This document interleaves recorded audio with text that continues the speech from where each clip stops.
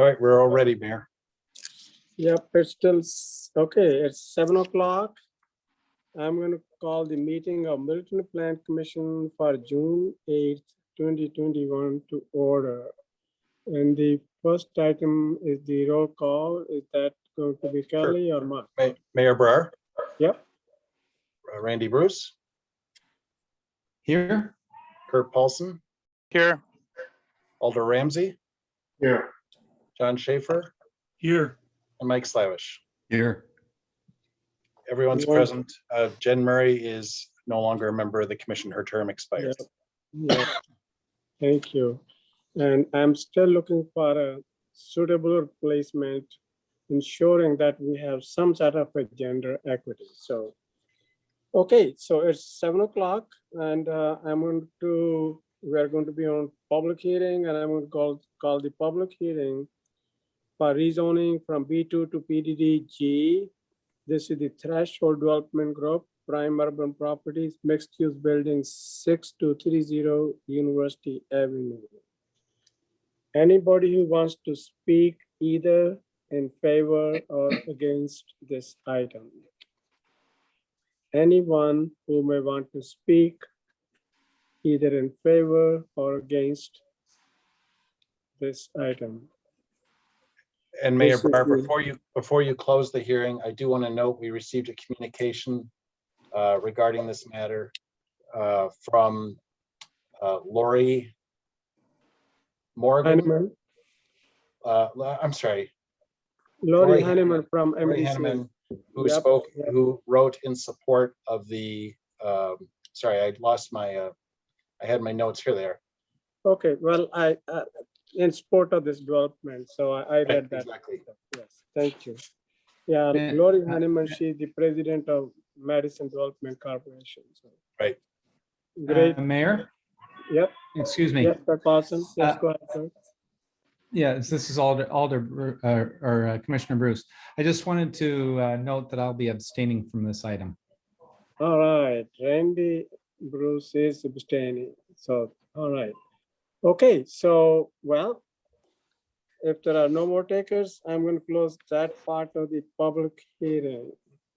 So, Mark, are we going to have the public hearing for the Conservancy, right? I think that was noticed for a later time. So if you would like to go on with the agenda to discuss this item, you're welcome to do that. Or if you Oh, want to take. okay. Yeah, that's right. That's 7:15. Thank you. Okay, we are going to go to the minutes, approval of the minutes for May 25th, 2021. Do I have? I will move approval. Paulson. Okay, motion by Kurt Paulson. Lavish will second. Second by Mike Slavish. Any questions, comments, changes, anything?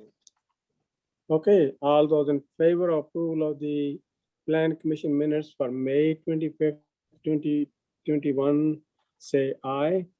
Aye. Aye. Aye. Anyone opposed? Well, the motion passes unanimously. Wow, okay, so we are on to item number 1, rezoning from B2 General Business District to the PDDG Plan Development District General Implementation Plan, Threshold Development Group, Prime Urban Properties, Mixed Use Building, 6230 University Avenue. Mark, you're going to take it, or? Yes, in your packet is the staff report, which provides the background information, the determination from a staff standpoint that this is consistent with the city's comprehensive plan.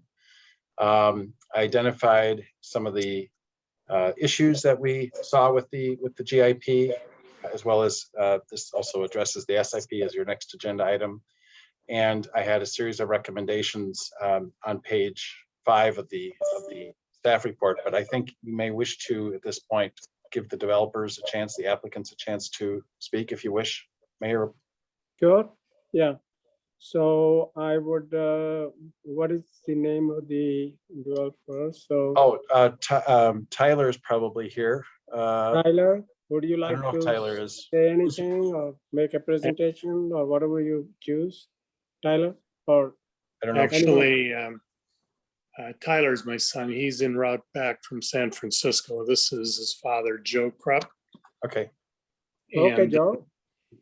I'm actually going to defer to Kevin Burrow if there's anything further he wants to add to this presentation that's already been submitted. But I've read all the comments. I think they're all reasonable things that we will be able to meet through the conditions to get the SIP approval, and I have no issues with any of the recommendations. Kevin, is there anything which you want to add, say, or whatever? Hi, this is Kevin Burrow. I would concur with Joe's assessment. We have looked through the report and agree that there are no conditions that we have no issue meeting, so we can proceed. Okay. All right, the plan commission now then. Please raise your hands. I don't see any here. Mayor, Kurt Paulson has his hand raised. Okay, Kurt, go ahead. first a procedural question, Mark. When I'm looking at the minutes or the items on the SIP, which I know is next, but there's no specific document linked. Is the document linked in the GIP the same as the SIP? They are combined, yes. Okay, yes. And so if you can go to the agenda, Kelly, that with the staff comments in the agenda. So what I recommended is that you make a determination that the rezoning request is consistent with the city's comprehensive plan, and that you recommend to the council adoption of the rezoning ordinance to approve the GIP contingent on the items listed in the planning staff report. And those items now, if you can go to the last page of that staff report, please. Is that in the packet? Yeah, I'm about to tell you what that page is. It's page 14 of the packet. At the bottom.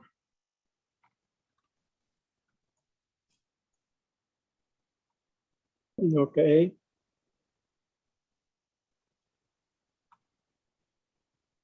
Those are the recommendations. I was going to ask some GIP questions first. Oh, sure.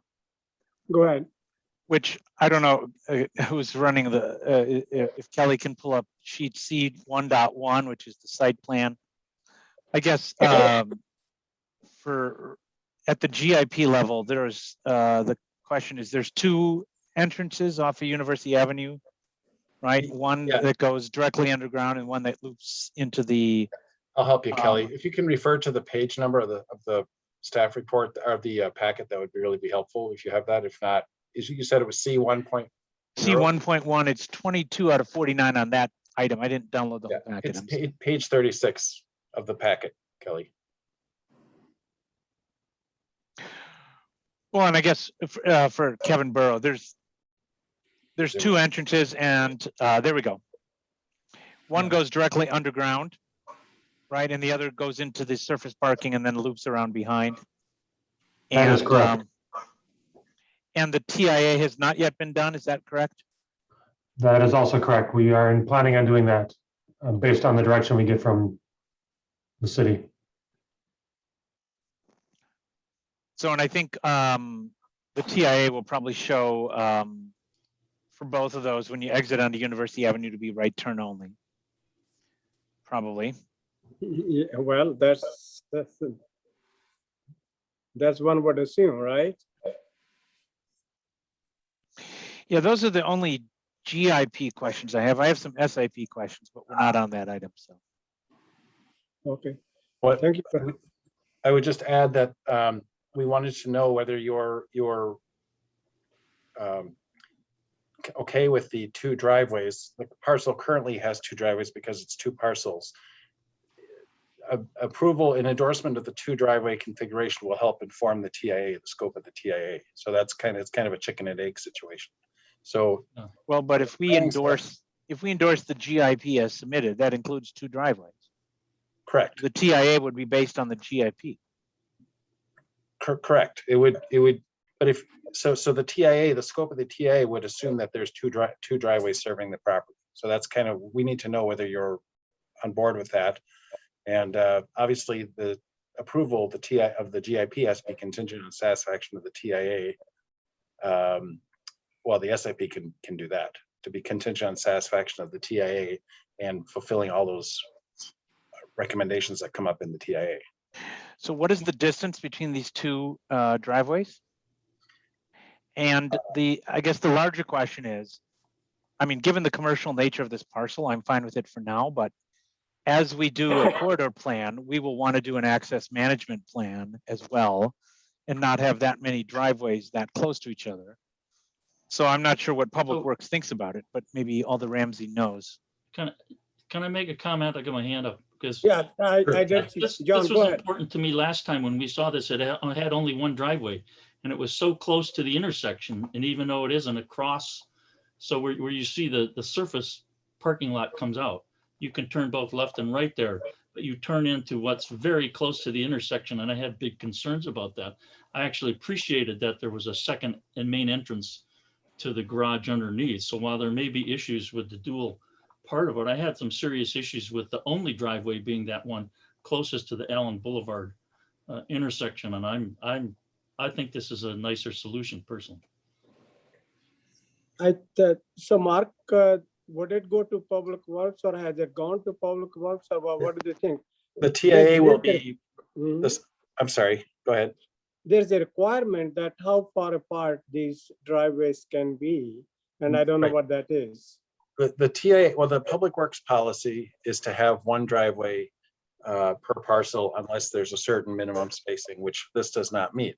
But that doesn't mean that the city can't approve two driveways. As I noted, the site, if you look at the current development site, there are two driveways currently Yeah, because of parcels. yeah, One of these driveways may end up being a right turn because of the median, right in, right out only. But the TIA will identify what the best practices are for access to and from the site.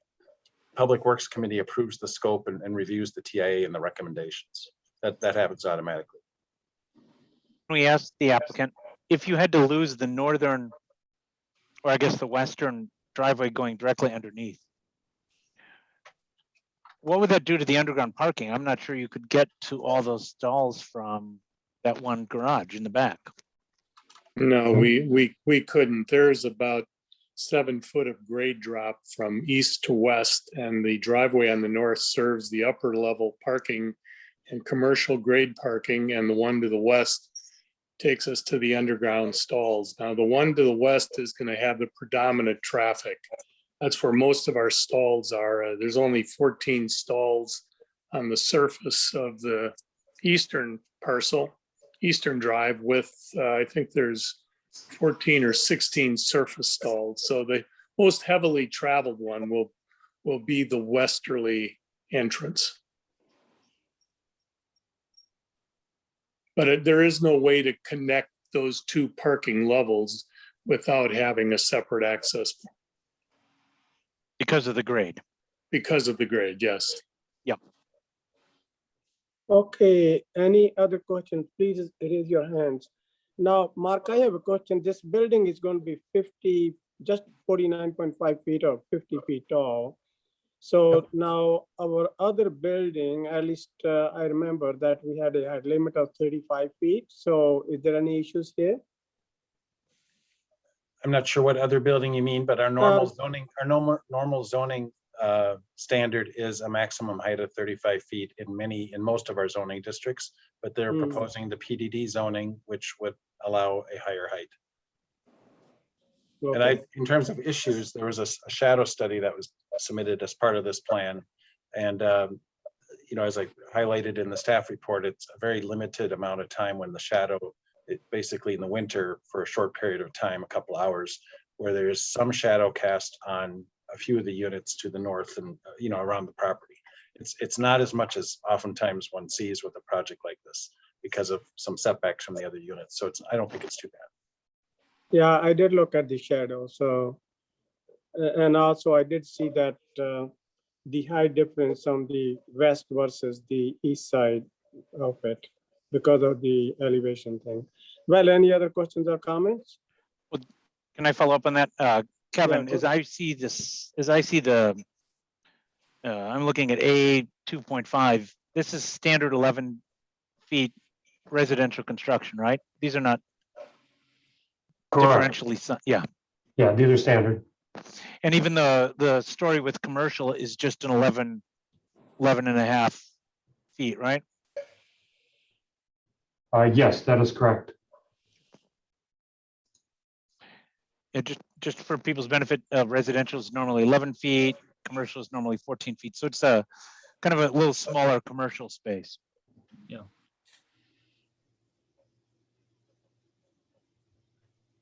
Thank you. So Kurt, so what is, would you want them to make any changes or you're okay with the way it is? Well, at the GIP level, given the site plan, the traffic circulation, the density and the height, yeah, I'm fine with this. This is a good project for that location. Page Yeah, 14. I like the renderings. I hope the building is going to look just like the renderings with all the landscape too. So. I mean, the only thing I would say is if they wanted to reduce parking, we should always be more open to, especially since it's right on a bus line. I mean, there's a stop just across the street. But they're not asking for parking reduction relative to our standard, are they, Mark? It was like a 1.2, I think, per unit. Okay. It was fairly, it's more parking than have been provided for some recently approved units. I thought it was sufficient, so I didn't even look at the standard in our ordinance because our ordinance is so out of date. I just know that this number is actually in line and frankly slightly more than what we've approved for other units. So that's why I didn't focus on it. And Kelly, if you can go to page 14 again, please. I mean, with the big change in the bus system, who knows where bus stops are going to be in 3 years or 4 years.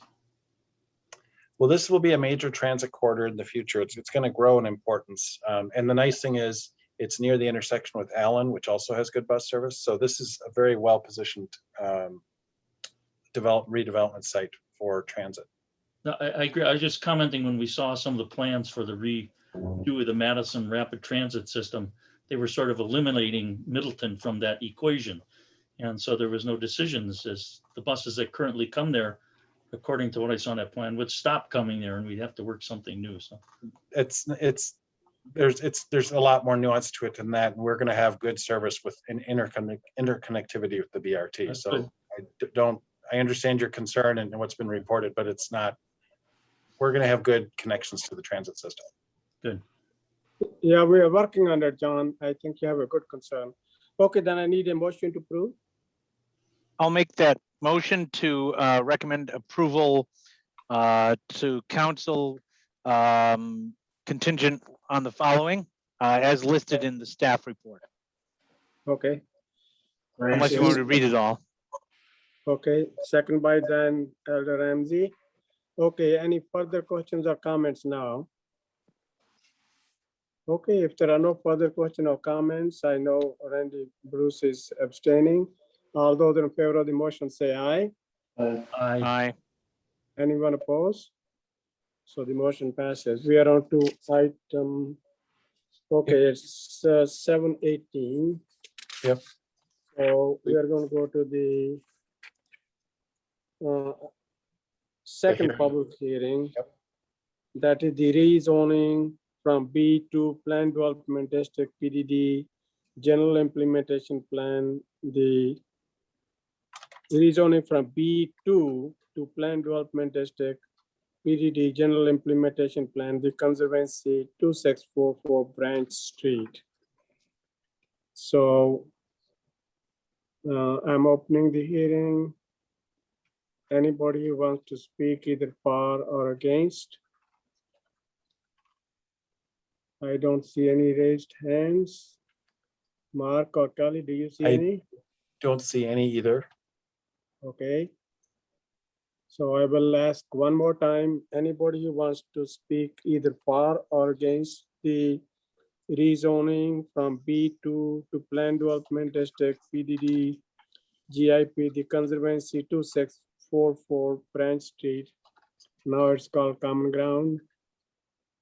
Okay, if there are no more. Mayor, Yep. We did not yep. receive any statements either. I see, I Okay. think John Biano, the applicant, Okay, is trying to John. raise his hand or doing something. Okay, John, go ahead. If anybody has any questions, I'd be happy to answer them on this project, and I'm available for question and comments. All right, the way to go, John. John is available, folks. Anyone who have any questions right now?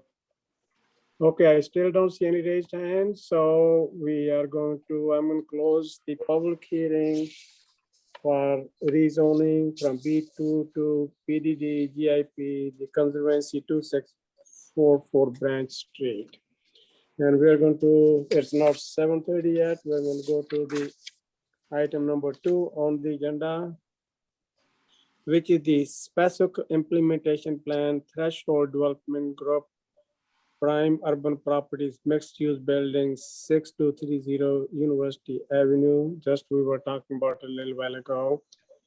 So under SIP, what I really saw was lots and lots of information about lighting. And I guess it's combined with GIP. So that's what you probably find. I think 30 pages on, well, a lot of pages on lighting. So anybody who wants to speak, either in any questions, comments, anything. So Mark, Well, staff has anything to say or add or delete? Okay, go ahead, Kurt. on the SIP, I guess one of the concerns raised was about the landscaping, and just wanted to follow up with the applicant about if they understood and agreed to those conditions. I believe what you're asking for is to remove some that are currently shown on the public right of way. Is that what you're referring to? Yeah, I think that was the engineer's comments. Mhm. Yeah, and I'm trying to find the page number here to tell Kelly. I'm starting to wish that maybe I should have been the one driving the presentation, but just because I'm more familiar with it. Kelly, by the way, in case you don't know her, she is the 4th member of our planning and community development department. For those of you who haven't met her, Kelly Hilliard is our sustainability coordinator, and she's helping out tonight because Abby and Daphne are out of the state. It's listed as L10, and it's page 35 of the sub packet. Thank you. 35 of the, sorry, of just that item of the plan set.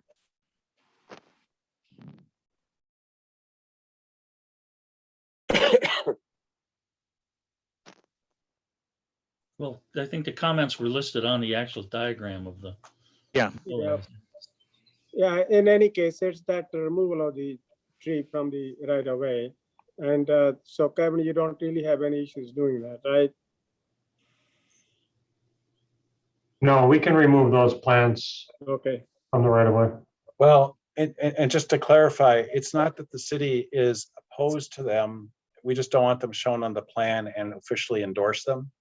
And they can count as your landscaping points. If we allow adjoining property owners to plant in the right of way, but they have to understand that if the city needs access to that right of way, they don't have a legal, they won't get reimbursed for removal or damage to the vegetation that's in the right of way.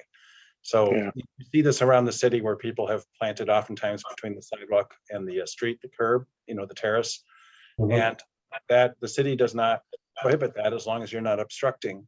So I guess to clarify Sean's remarks is no one's going to lose any sleep over the plantings, but we don't want it to be shown on the plan so it doesn't convey a legal status. Yeah.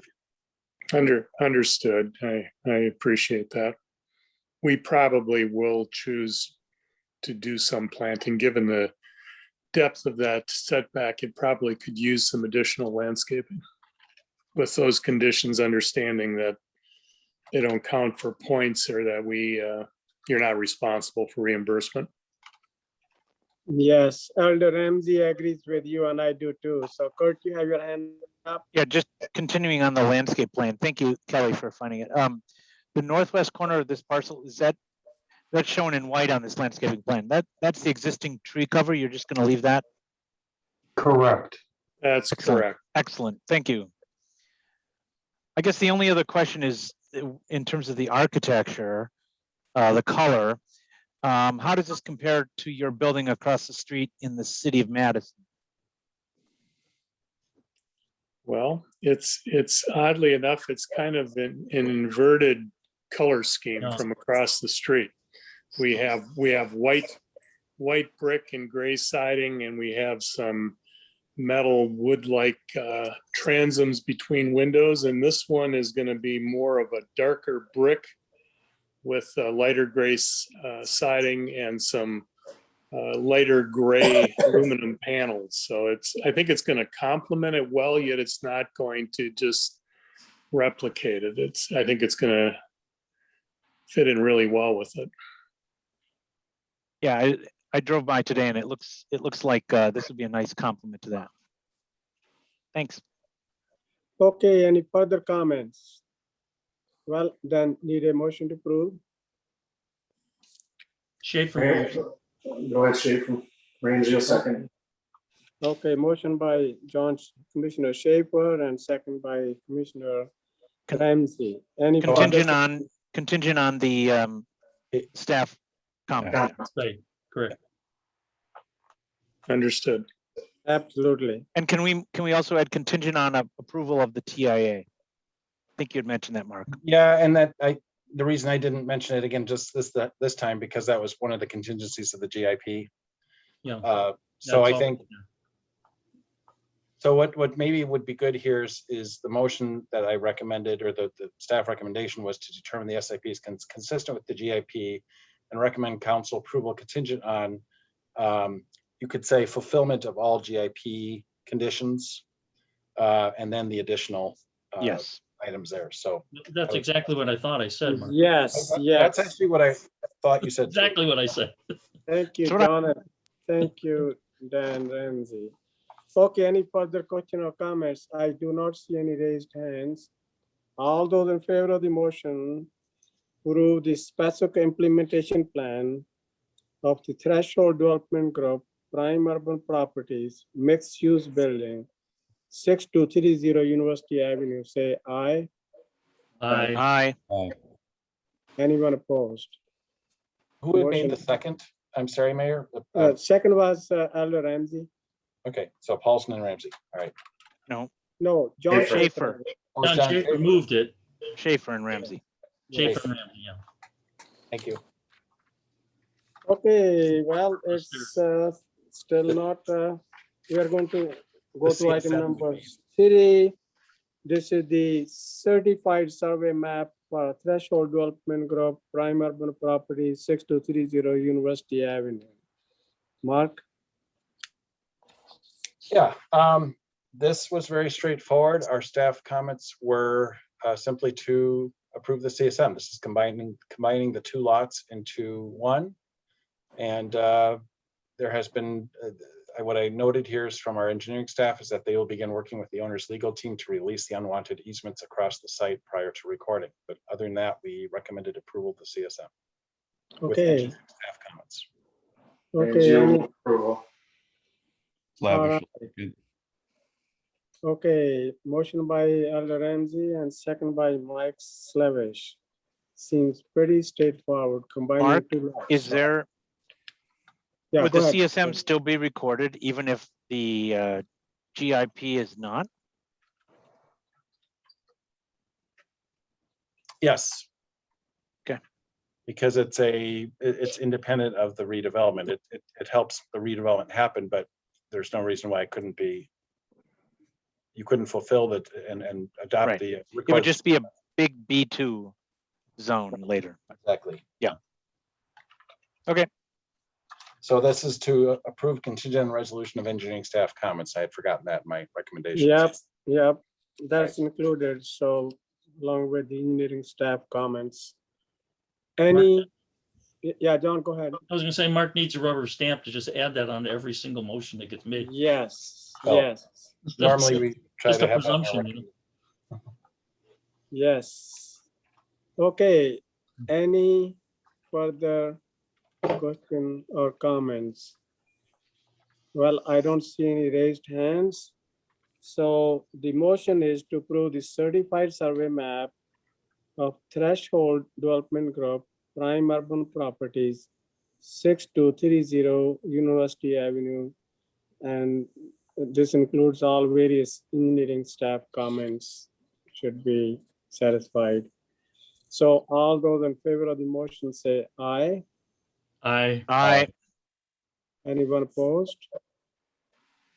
Motion passes unanimously, and Randy was abstaining, as he said earlier. So, okay, now Randy doesn't have to abstain anymore. So it is 7:30, and now we cannot really mark from what I heard from you and Abby. So we cannot have the public hearing for rezoning from B3 to PDD GIP for Bruce Company Development, multiple parcels. Is that right?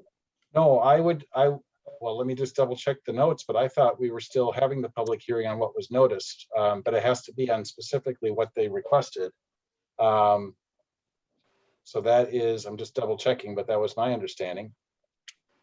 Yeah, I thought Abby said that all the material did not come in time by Wednesday. And But yeah, but that's not before you. So the applicant, if Jake Bunz is here, I don't know if I see him. Yeah, Mark, I'm on. Yeah, we're the rezoning is for the previous plans that we had submitted, not the updated version. Right. So you should proceed with the hearing. The reason we're going forward with it, Mayor, is because we gave notice to the public, and the applicant didn't withdraw the application that they submitted. So the hearing has been properly noticed, the signs were posted, and it would be appropriate to open the hearing at this time. But you also said there was the new development is very different than what was proposed, right? What is advertised in the newspaper? Right, that is not before you tonight because it hasn't been properly noticed for the hearing. What's before you is what's in your packet and what was publicized for the hearing. Okay, all right. It's 7:30 p.m. and I'm going to open the public hearing for rezoning from B3 to PDD GIP Bruce Company redevelopment, and these are the multiple parcels. So who is going to take it, Mark, you or?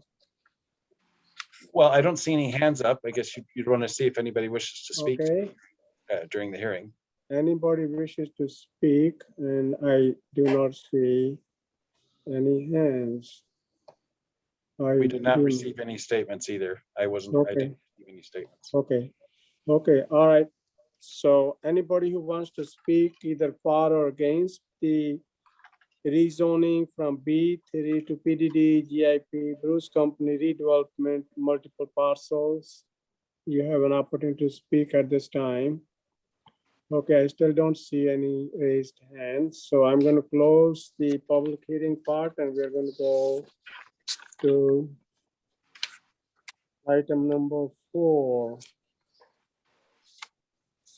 That is rezoning from B2 to Plan Development District PDD General Implementation Plan, the Conservancy 2644 Branch Street. So did I hear there were some last minute issues here, Mark, or is it? Well, our staff recommendation is that you not take action on the request tonight. I spoke with Abby, conferred with Abby about that, and that was her advice. But I think it would be appropriate for you to hear from the applicants, since they have this before you, in terms of what's on their mind and what their approach is. Okay, go ahead, please. You want from us? Yeah, whatever. No, we're on the Bruce Company. Oh, sorry. Oh, that's a good point. No, this is on the Conservancy. This is on the Conservancy. Yeah. I missed the transition. Sorry about that. I'll be I strike the last part of what I said about that we didn't recommend action on it. So I'm sorry, I thought we were on Bruce Company. No, but Abby did have some comments. What was it that Sean didn't have a chance to look at it yet? I'm going to those now. Sorry, I did not shift gears. Okay. So the GIP that's before you, there's no changes to that packet. What I sent to you yesterday was the SIP with some engineering staff comments, as well as the CSM, and those are your next 2 agenda items. John Bino is here, and so I think, just like I was saying for the other project, it would be appropriate for you to hear from them for their response to the comments that you got in the packet. I will simply highlight a few things from the staff report. Planning staff would prefer to see commercial on the ground floor level.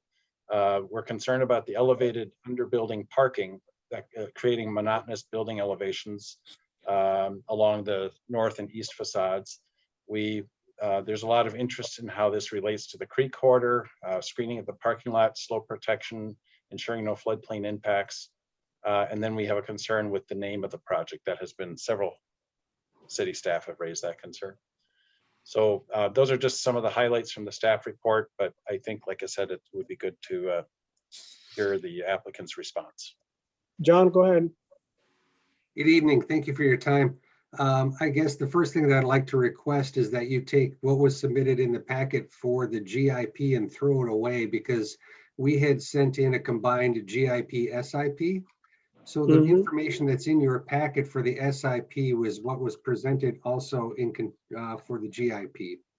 So we submitted all information at once. So if you could take a look at the SIP information, you will see that what we have provided to you answers a lot of the concerns that came up in the comments for the GIP. We have tried to implement some landscaping along both the east and the north side of the building by having planters that cascade as well as some plantings. And I'm not a landscape architect, I'll be upfront with you. But I've been told by our landscape architect, they are landscape that will cascade over the sides of the wall to help bring some texture and to soften the edges. As well as the plants that we have, the trees that we have, they're fairly columnar in nature to help create some vertical contrast to the project and soften it as it comes to the sidewalk itself. We did, stepping back a little bit, we did take what the comments had been from the informational presentation that we had made some time ago and flipped the project. We have put the building up to the street. And then what we have done is put the parking back behind the building. As we work through the process, we have found that we need to do some stormwater and infiltration. And again, this is not the information that we had intended to, or had not presented for the GIP, but for the, so what we're looking at here is not good information. But it still sort of serves the purpose. On the northwest corner, you can see we have created a sort of common area or amenity for people that are possibly walking past or biking past. There is a trellis that is on the left-hand side with some seating in that aspect. On the right-hand side, there's a bike station with a couple of bike stalls. You can begin to see what we had preliminarily in this layout for the landscaping planters on the north side. We have also incorporated those into the planters on the east side with specific plants and plants to go in them. We have tried to break up the facade architecturally by creating, again, when we came in informationally, we had said that this is looking like a house building. So what we did is we took that lower level and had shown some walls. Can we go to the SIP information? Because what page of your packet would be helpful? By the way, we did switch out the information yesterday. Yeah. You did for the SIP, Mark. I don't know if you did for the GIP. That's correct. We did not. So if you could, I don't know if you can go, I don't have the packet. I just have our specific information printed out. I don't have all of it. Yeah, I'm looking for it here myself. So Kelly, It's like the third to last page, Mark. I think it shows the north elevation and particularly an east elevation is the one that's concerned. Yeah, right. So we also unfortunately didn't, we had sent over some perspectives for the project, but those didn't get into the packet as well. You'd be able to see sort of how the trellis and these community amenities are implemented into the project. We have created this sort of circulation appendage to the building. Okay, so here what you have is the east elevation. We'll start here. So you can see that underneath the windows themselves is some planters that come out. And those are planted and are at a level that doesn't allow people to sort of sit at, for a reason that we didn't want them to also be at a height where you could have people that would be able to use a skateboard. But we wanted them to be something that was at a height that could be enjoyable and soften that elevation. In between those planters, we do have trees. And then as you come around to the north elevation, or on the right-hand side of that elevation, you could even see that we have planters again that sort of come out and cascade and help to soften up that elevation as well. On the right-hand side is our circulation core. And in that, on the level that's on the first floor is where you basically come in and there's a soft seating area with post offices. The next level up is an exercise room. The next level up is a small sort of community space if you've got a birthday party and you need to have a little bit more room than is available in your apartment. And then the top floor is a small covered area that overlooks the Conservancy itself. As far as the parking, we have had to reduce the number of parking stalls to accommodate the stormwater. So we are at 11 surface parking stalls, down from 16, which is what was we presented in the informational packet that we had sent to you. If the concern is for headlights into the Conservancy from the parking, we can certainly do that, but we are up against the environmental corridor that is on that edge. We have tried to be sympathetic to that and respect that line that has been given to us. So we have not showed any other landscaping in that area other than what is happening naturally. There is no other needed overflow concerns from that for the stormwater aspect. I know that that had come up in some of the comments. I guess, you know, I'm kind of bouncing around here, but I don't really exactly know what else to help you out with. John, quick question for you. You said you sent perspective drawings. When did you send those? I don't see them in our file. Sent those on May 18th. Okay, thank you. That's helpful. Yep. Sent them to Diane. And I think that I copied in Abby. And they would have come from Tim Budworth. All right, I'll see if I have them. If I wasn't copied, then I won't have the email, but I'll look. Yeah, I apologize, Mark. I don't believe that you were looped in on that. The plan that's in front of you on the screen right now, you can see those planters that we have on that east elevation and how they sort of step the size of the building down along that sidewalk. Those will be filled with plants as well. On the north side, that sort of ring is one of the infiltration areas. And the intention of that infiltration area is to have one that's at this location that you can see, and then one that's on the other side of that circulation tower. And they will be combined so that once we have the plants that are installed in those two infiltration basins, it will look like it is just a natural landscape that surrounds that circulation port. It is the intention not to have that as a mowed area, but as a sort of prairie grass looking space.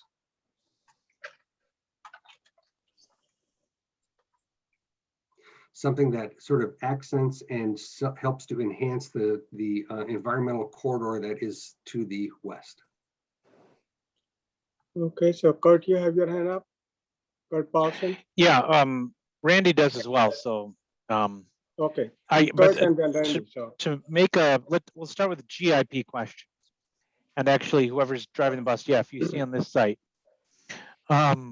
Here's a GIP question. I have a real concern. If you look at what's shaded blue or purple, that parking lot on this site plan, in the far northwest corner of that, when I look at the CSM and I look at the aerial, and you know, I went out to the site just to park in that exact spot right near the utility pole that's currently on the site, which might be on the utility plan.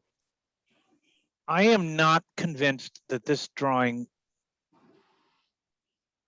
Well, I wonder if the far northwestern corner of that parking lot, that last stall, is actually shown as hanging over the cliff.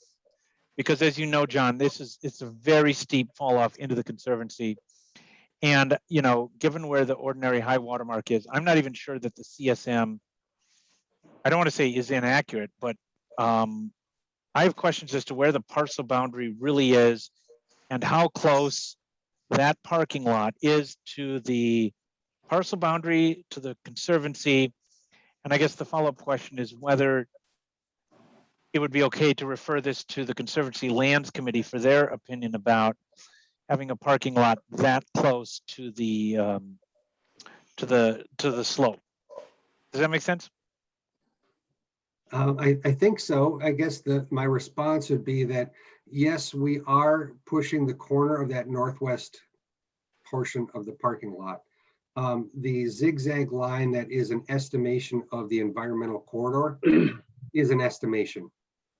If you go to the grading plan, our engineer has determined that that would be an acceptable location, but he isn't comfortable going any further. So I'm going on his recommendation as to that.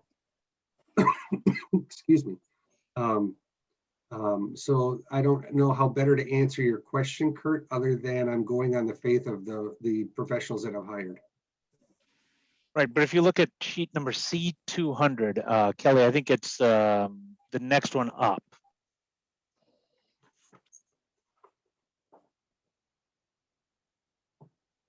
Yeah, that's, The northwest corner sure looks like it's already in the sloped area, right? That point, which is also where the utility pole is. Right. I guess what I'm saying is I would much rather see reduced parking spaces. I don't know what that does to the overall count and the viability than to cram in an extra space that close to a very steep slope on the Conservancy. I think that we would be okay with losing that one stall, and I would be in agreement that it's probably pushing the envelope a little bit too hard. Yeah, we could probably lose that one stall in the northwest corner. Any more questions, Kurt? Those are my GIP questions. I just have a few SIP ones, but Randy's up. Okay.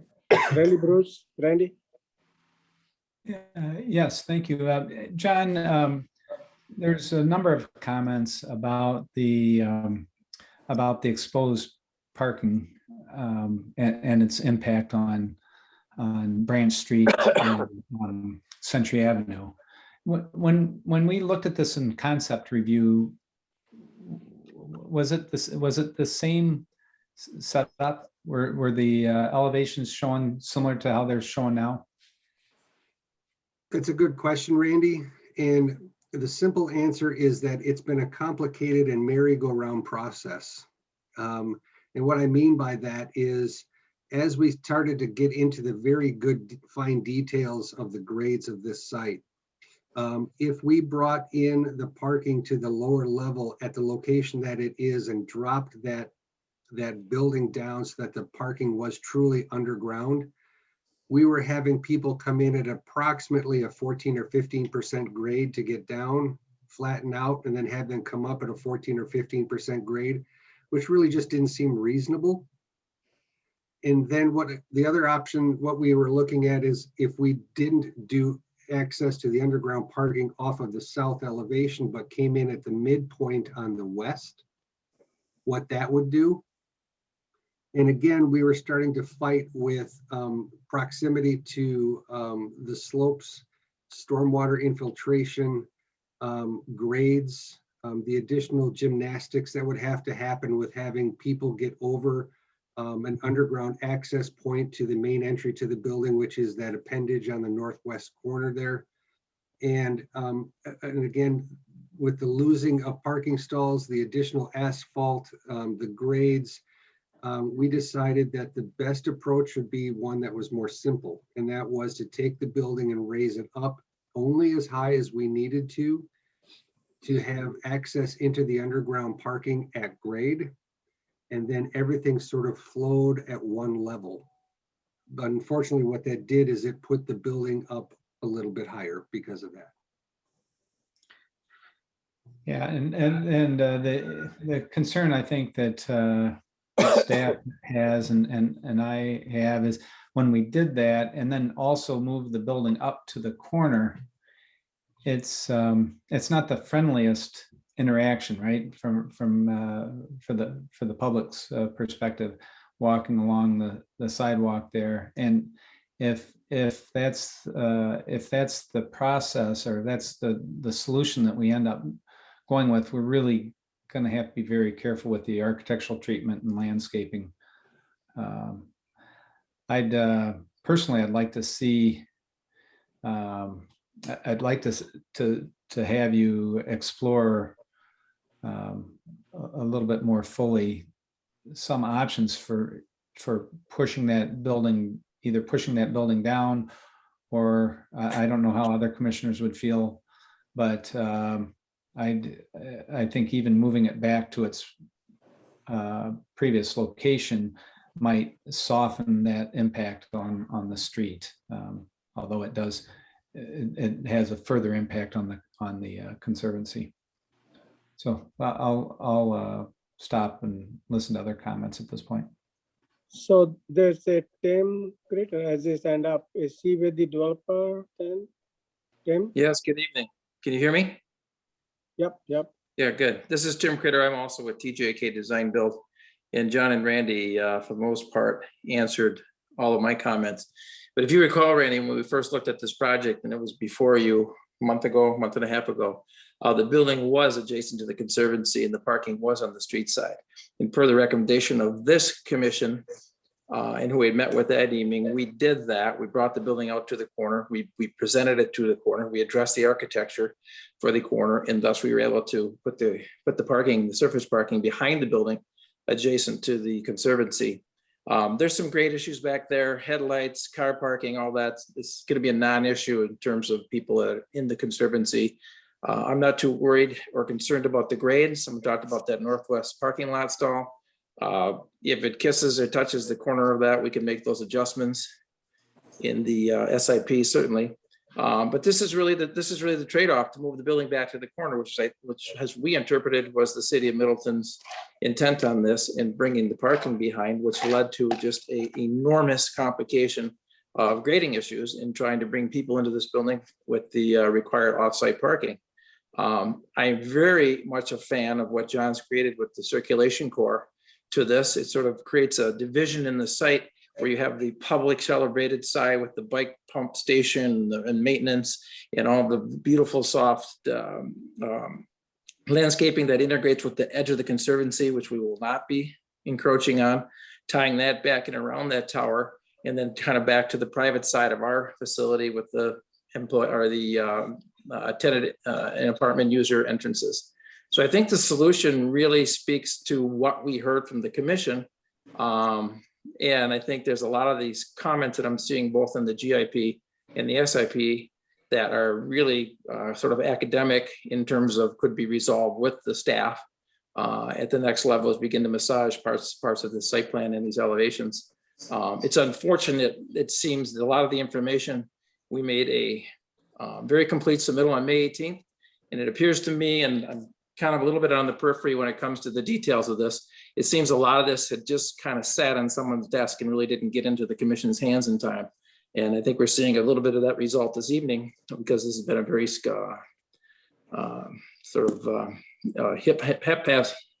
hip hazard presentation from the staff standpoint. But we're willing to address the issues that were mentioned and talked about in the comments on the GIP and the SIP. And I feel confident this is a tremendous corner. And we're going to provide the sort of amenity that I think would warrant this style of building in this particular layout. Thank you, Tim.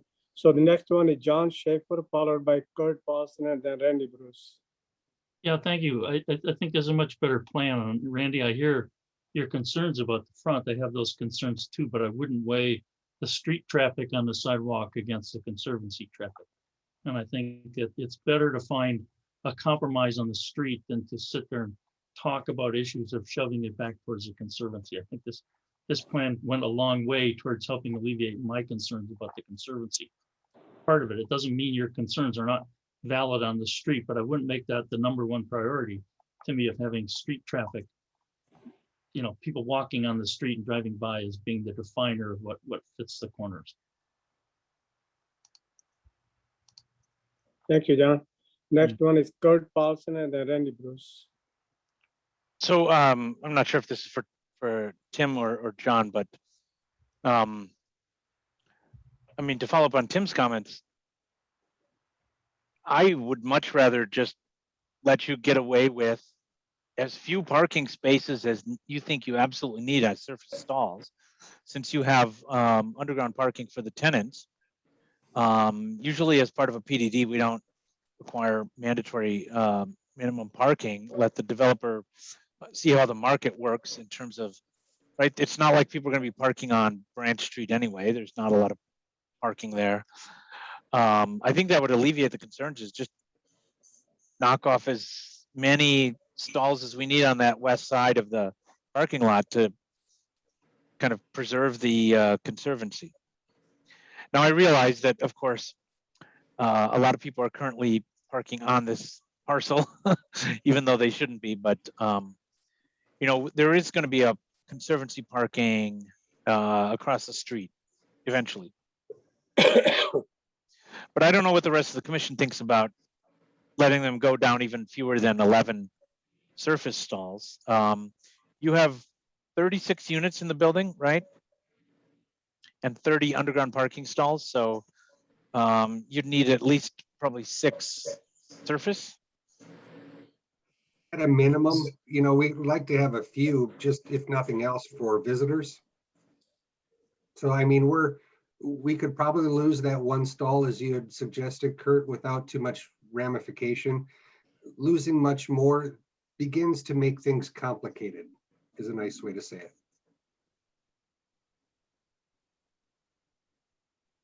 Okay. Mhm. Now, Tim, you got your hand up, but Randy Bruce, well, if you're answering this question, go ahead. Then Randy Bruce. No, I was just going to comment on what John and Kurt were just discussing. Yeah, we at a minimum need one-to-one parking for the tenants with a couple of visitor stalls. So there is some flexibility in the surface parking. Not a lot, but we could minimize that a little bit more to the benefit of the project. Thank you. Randy? Yeah, thank you. Well, if the commissioners feel like it is a trade-off, as John mentioned, we either put the building up on the corner as it's shown here, but as we're doing that, we've also raised the building up and have made the building taller, and its impact on the corner is going to be more significant than it was before. And if we move it back, my understanding is if we move it back, we could also lower the building. Maybe John can answer that question for us if that's a possibility. If the commission in a group feels that this is a better solution, then I think then we really need to, at the SIP level, we're really going to have to take a look at some of the architectural details and the landscaping details to soften that corner. And that's it for now. Okay, thank you. So Tim, Thanks, you have your Randy. hand up? Okay, Tim Greater, so go ahead, please. No, I'm fine. I just don't know how to work this screen. Okay. Randy, I Okay. think that the answer to your question, if I could answer Randy's question, Mayor. Go ahead. Randy, candidly, we flipped the building and we started looking at the grades more specifically at this location. I don't have a solid answer for you as to how much we could lower the building if we pushed it back up against the Conservancy, but I do believe that, yes, we could lower the building from what it is currently. But Okay. I think, and I think John Schaefer said this too, we'd rather have a slightly higher building at the corner than have the building pushed back against the Conservancy. Yeah. That And I seemed to be think what that's the the, consensus that yeah. I'm hearing, Kurt. I appreciate that. I'm just trying to answer Randy's question, that's Yep. all. I agree with that, Randy. That's Tim Critter. So Mark or others, how much is the setback? It's really hard to tell from the sidewalk. Tim or John or anyone? I defer to the architect to answer that. Yeah, we're currently pushed back on the east side about 12 feet, I'm gonna say, plus or minus. And on the north side, the building is pushed back a little bit more, but only because we have the planters that push it up almost right to the property line itself. Within, the planters themselves come within a couple of feet of the property line. Okay, I- so. I'm sorry, I was just saying, I would note that the existing building, common ground building, actually has a pretty reduced setback as well. It's obviously not as tall, but that is a multi-story building with a pretty close frontage to the street. Mhm. And but this will be a little bit further back than that the present building, I think. So Yeah. now, Mark, in terms of, you know, I think there's a little corner which the developer, we were going to buy from the county. And then we are working on that bridge. So we have all the easement or right of way, what's needed. I mean, that's not sacrificed in any form or shape, right? Sean did mention that for the CSM, he would like to have the approval be contingent on including a storm sewer easement over the portion of county right of way that was acquired at the intersection within 10 feet of the existing storm sewer pipe. That's really detailed at the CSM level. In terms of the other general, from my understanding is everything else is up to them acquiring the land from the county. And I don't know what the status of that is because I haven't been working on this project.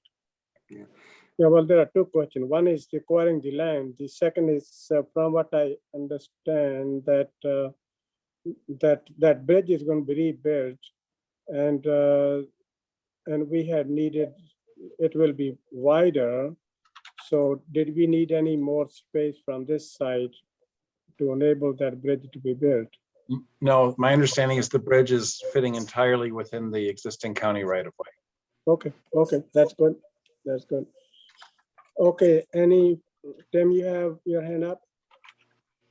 I do. I wasn't sure what questions were actually on the table at the moment. But in respect to the CSM, there was brought to our attention, I think as recent as this morning, a requirement for a 10-foot, I believe it's a storm sewer easement along Century Avenue, which would have a significant impact to the corner of this facility. As everyone's aware, we do not own the corner. This entire development is predicated on us purchasing the corner, that quarter circle of intersection space from the county. That's proceeding. That's on track to close. It's going to close simultaneously with the close of the Branch Street property for the development team. So that's all in the works and happening. But we're not clear where this 10-foot storm easement came from this morning that was supposedly came about in a meeting with your public works staff back in October of 20, last fall, that we were unaware of. I don't know if this was just an arbitrary, we want 10 feet each side of that pipe sort of comment, and you would like it on the CSM, but it could be a deal breaker for us. We don't think you need a 10-foot easement from the center line, but it's certainly something we need to discuss and have a discussion with your engineers in terms of what the depth of that structure is and how that impacts this particular project, and if it needs to be relocated or just skinnied up to benefit that corner. It's problematic as it stands. Well, Sean is pretty good at what he does. So I don't know, Mark, do you have anything more that you can say here, or do you know more about it? I'm looking for the email, the communication that went to the developer today. There's been a lot of emails regarding this in the last 2 days. Sean did a thorough review on Sunday. Mm-hmm. And this morning at almost 9 o'clock, we sent John and others, Tim, his comments. They were included on the CSM itself, right? Is that what you're referring to, Tim? Yeah, here it Yeah, is. Provide was a- storm to the east- provide there was a storm comment. easement It was- over the portion. I already read that. Yep. Yeah, it was requested that a 10-foot storm easement be placed at that location. As obviously as a condition of approval for the CSM. And that goes back to October of last year with the Public Works Committee. Yeah, and I guess it came so out of left field to us today. We all looked at each other like, where did this come from? Yeah, and if you've got good reason and it's something we need to engineer and work around or consider how we're going to do this, we are certainly all ears. But it just came as such a surprise. And Well, I if don't it know was from October of last year, then it's not out of left field. But if you weren't told about it, then that's another matter. I'm looking it up. There is currently a manhole just in the northwest corner of this parcel, or is that in the county right of way? It currently is right on the property line from what we are purchasing from the county and what is currently part of this lot. So if you take a look at this drawing, you can sort of see a very dashed line right in that northeast corner to create a triangular shaped piece of property. Yeah. That is sort of the piece of property that we need to have in order to make this project go. And as was mentioned, we got some comments this morning on the request for additional easements for a storm pipe that runs through on that northern piece of property. And it was something that was unbeknownst to both us and our engineer and the lawyer that we've had working on this through the course. We just didn't know about it. So it came as a shock, and we need to sort of either decide if we can have that easement skinnied up, or if it is something that is sort of set in stone, then we need to reevaluate the project itself. I guess I was referring to the what's listed as STM storm in this diagram.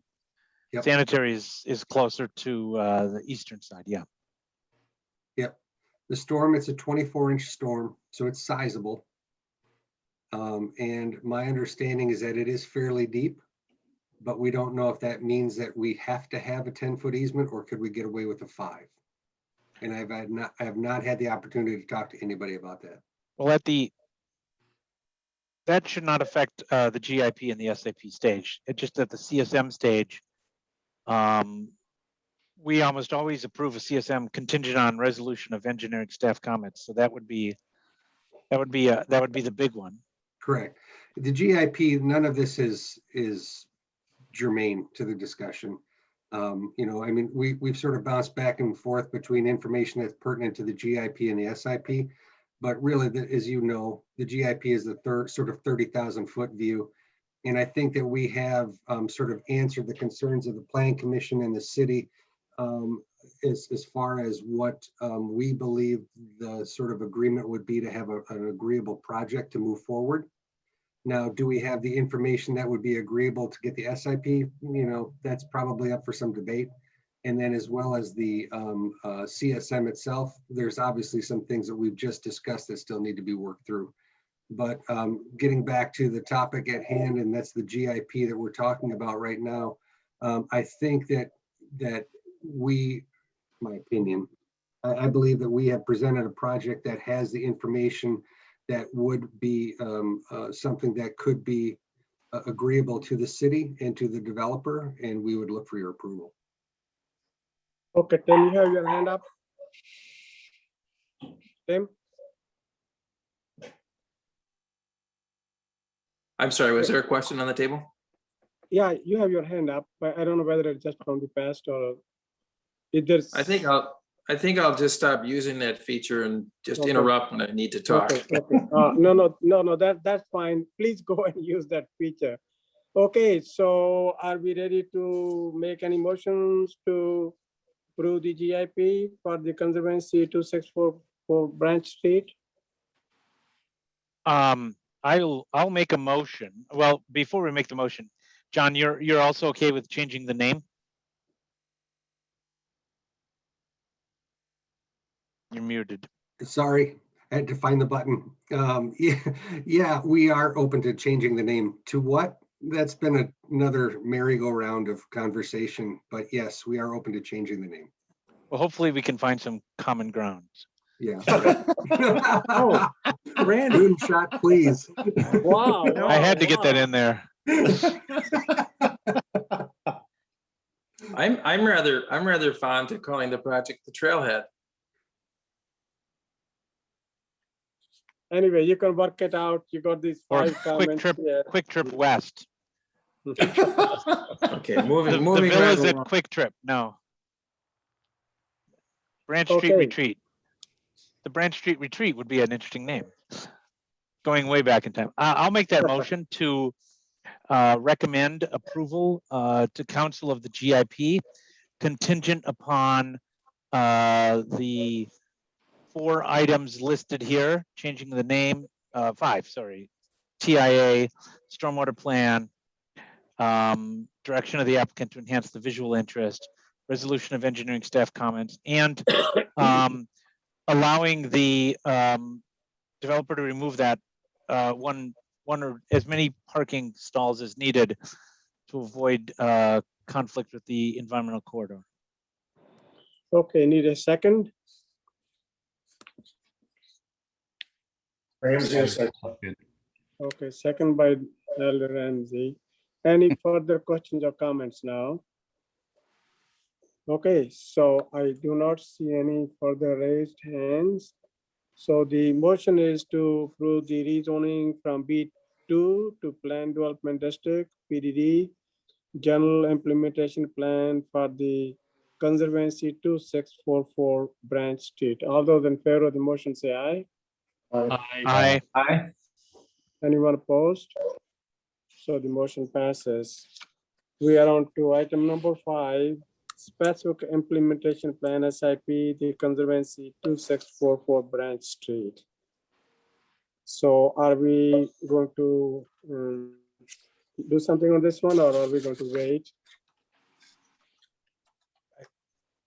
Well, so John, I would ask this question, which is, I know Randy's going to comment on the architecture, but would you accept as a condition of the SIP approval? I call this the contingency to be named later. Basically, that you would agree that once the building is set, if there's still not adequate landscaping, that you would agree to install at your own expense additional landscaping at the direction of the city. Because in some ways, it's hard to see in the SIP what the landscaping plan is going to look like relative to that building height. Well, wouldn't it be nice to see some renderings of that? Yes. And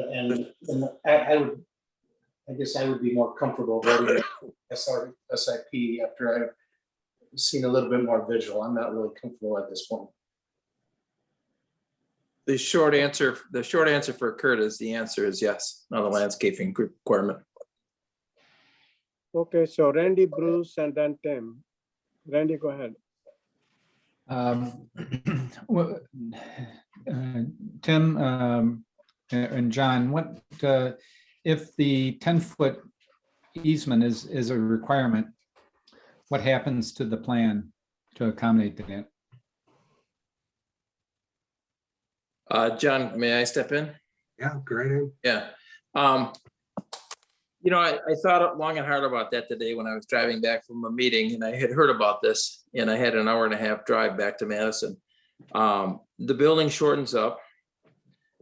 It pulls back from the corner, possibly extends a little bit further to the south, and I think 6 units go away. But I haven't looked at what that would financially do and how it impact the project pro forma. But my first thought was we pull back from the corner. Essentially the same architecture, same massing, same, you know, sort of public front to Century Avenue. But I think the project needs to be rethought. And rethought just from a sort of a financial basis, because we're just tight on north and south on this thing. Okay, Randy, you have your hand up? Yeah, well, that was one question, and it kind of begs the question for the commission as to whether or not, if the project is going to be changed of somewhat significantly, are we in a position to approve the SIP at this point?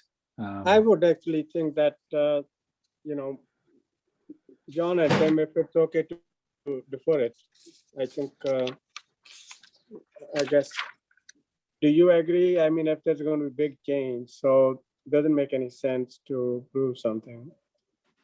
Well, I guess that's a fair question to ask, Mayor. And I have a question that's more procedural, I guess, than anything.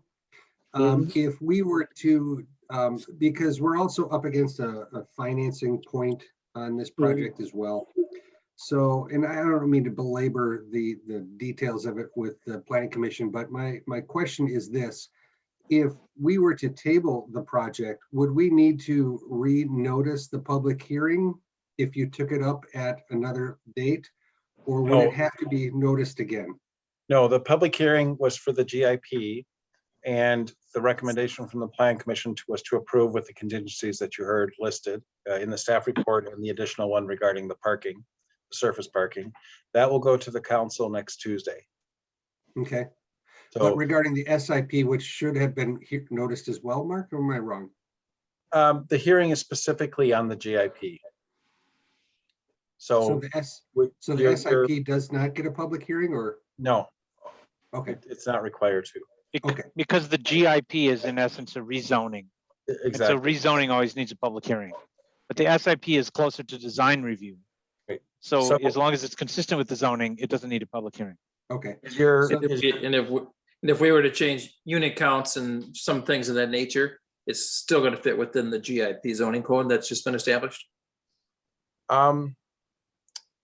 I have to check exactly how the hearing notice was written. But if it's something, you can't go more. If it's Right. less, I'm just gonna check quickly. I was doing research into Okay. the Public Works Committee minutes. Let me go back to where I was. I think Tim, as Mark's looking for that, in the past, if someone reduces the number of units, we've generally considered that that's within the meaning of the public hearing. But obviously, if you add units or increase height, you've changed the intensity of the use, then we need to do a new public hearing. But the public Right. hearing was for Oh, 36 rezoning. dwelling have it here. units. Yeah, I have it here. It was for till, oh yeah, so actually, you know what? And I helped Abby write this hearing. Containing up to 36 dwelling units. I did that on purpose. So Okay. you're good. Okay, So Kurt, to your point, yeah, if anything happens here, the project would be dumbed down in respect to the number of units if this 10-foot setback becomes an issue in respect to the CSM and that stormwater easement. And I think the premise of John's question was, is this really a 4-week delay or a 6-week delay? One, the question I had, you said you had a financing deadline. Is that the end of the month, or what is that? If you're at liberty to say. It's actually, I think it's June 30th, That's what I thought it was too. coming right up. Which means for the council members on this call, that means that you would have to dispense with the GIP in one reading at next Tuesday's council meeting. Yeah, that can be done, Or but the- I guess, yeah, that And then shouldn't. we could do the SIP in 2 weeks if all the engineering staff comments are resolved. Right. The SIP would still need to go to the council for approval. That wouldn't happen until July. But if you got your zoning approved, I think that's, you know, if you, I mean, that's up to you to determine, but if the zoning, the GIP is approved by the council next Tuesday, the rezoning ordinance is approved, then, you know, you have your zoning. The SIP then becomes, you know, you have to fulfill the SIP or have an SIP approved by the city council as well, but it doesn't require a hearing. See, I thought the SIP was a one-stop at this commission at a later date, but it would then go back to the common council as well. That goes to the council as well, yep. It's That's in our another week. ordinance. Pardon me? So my question was, so that's an additional week beyond plan commission approval. Well, in this case, because there's 5 Tuesdays this month, it would be July 6th, Okay. unless the council had a special meeting. Okay, thank you. Okay, so Gurdeep, John has his hand up. John, go ahead, please. I guess part of the problem seems to be we're delaying this because we don't know about that 10-foot barrier. The question is, if the 10 feet resolves as not needing to be 10 feet, do we still need to delay action on this project, or we take action now on the premise that it's not going to be a problem, then revisit if it is? I guess Does Mhm. That is a good point. Yeah, in case nothing else really changes, so then that is really not a problem. So yeah, I mean, are we in a position right now to say we don't have enough information, even if this 10-foot easement was not an issue, then certainly we delay, but it seems to me we have most of the answers we need other than some landscaping things. I would agree with Abby's recommendation in the packet that you defer action on the SIP. I think there's a couple very key questions that have been raised, and I would rather see this all buttoned up and any outstanding issues addressed in the next week and a half, so we can put it in your packet for the meeting on the 22nd. okay, That's fine. I was just raising my issue. That would be my recommendation. You've raised there's been some significant issues raised, and yes, the staff review took longer than it maybe should have this time, but our engineer was working on this on Sunday. We have a lot of projects right now, so we are doing the best we can. Mark, what would, if I may, what would the two most significant aspects or questions that were raised this evening in your mind that you're referring to? Well, I think I've heard the buffer with the Conservancy, you know, how that edge is treated. And then I thought there were still some questions on the elevation and well, the question was to enhance the visual interest at ground level on the north and east ends of the building. I don't know if you've done that to the Plan Commission's satisfaction at this point. I defer to obviously the commission members. Right. Randy Bruce. You know, speaking to that point, John, it looked like in some of the drawings you had indicated what looked like some window openings that were later filled in by masonry, or some recesses and detailing in the masonry at the ground floor level. But they show in some drawings, but not in other drawings, and it was unclear to me what your intent there was. I think making sure that we get enough detail, architectural detail at that ground floor, so that it's not a blank masonry wall, particularly if it's split face. I thought your solution with the planters was a good one. I think that helps a lot. In between the planters, it would be nice to see perhaps a trellis that would be maybe fastened to the wall or adjacent to the wall, where we could get some vertical plantings maybe that would go up the face of that wall. Let's go to the east elevation if we could.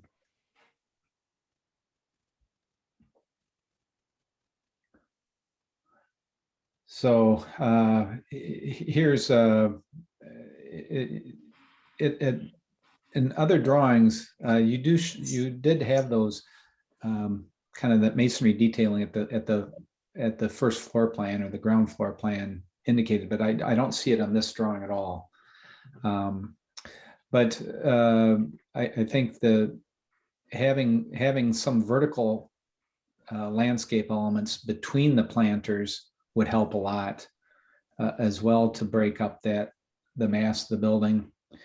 And I know that Abby had indicated perhaps having another element on that east elevation that might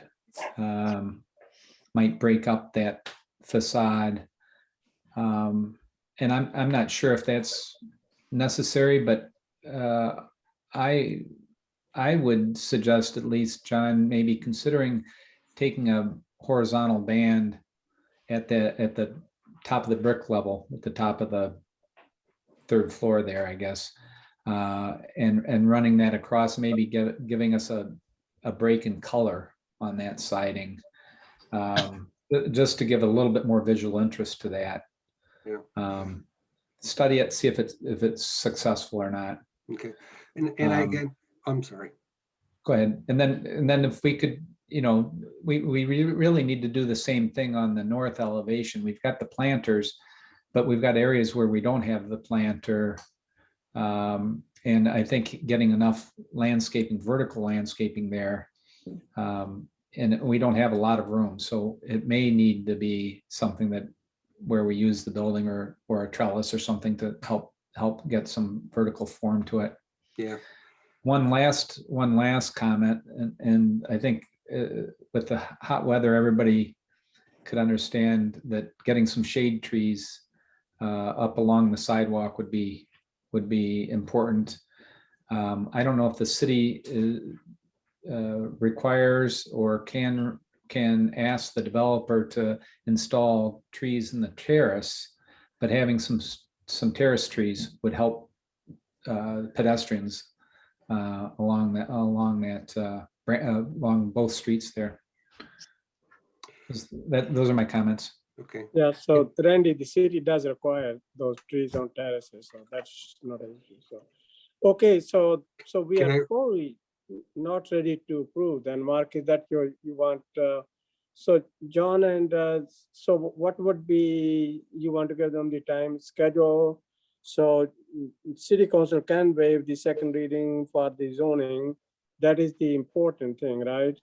And then the SIP. So you want to give them the sort of time scale when these things will happen then? So, well, the GIP goes to the council, and if this, assuming they waive the second reading, then that is approved at the June 15th council meeting. Mm-hmm. SIP, if we can work, Abby will be back next week. I can work with you in the meantime this week, although I'm not as familiar with the project, but I'm happy to work with you. So then that would go to the Plan Commission on June 22nd, and SIP then would have to go to the council for approval, and that's the second step of the rezoning process. But you would basically know if the Plan Commission if the Plan Commission is supportive. I don't see why the council wouldn't be. Okay, John. If I could sort of step back a little bit and answer some of Randy's questions, and then I'll work up to sort of where we are. Randy, I think that part of the issue that you had mentioned about again, we had looked at this as a warehouse building that had been sort of refurbished or added on to. And I think it's a question of the computer not showing the line weights that we may have been able to show back when we hand drafted. So on the lower level, the intention was on some of those masonry areas to have a recess where there was a old window that was bricked in. So it creates a little bit of texture, a little bit of shadow line, and that's sort of what you're seeing. And some of them, I agree, are just not showing up on some of the elevations. I'll make sure that that gets cleared up. I also, unfortunately, I feel bad that the colored elevations and perspectives sort of aren't being seen, because I think that you could see sort of some of the colors and changes that we have going on with materials and breaking that up, because it's a 2D elevation drawing and it looks like a 2D elevation drawing. So that's something that is a misstep on our on what you're looking at. So that doesn't help the issue.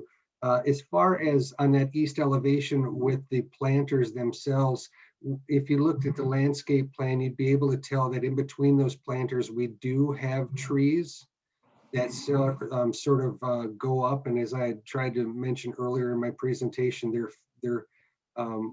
we're up against the sidewalk, so they can't be big oaks or maples kind of thing. They have to be fairly vertical in nature, but they do create some vertical texture. And they do create some shade on, oh, there they are. So we do have one tree in between those, and we in between the planters themselves, as you can see on that east side.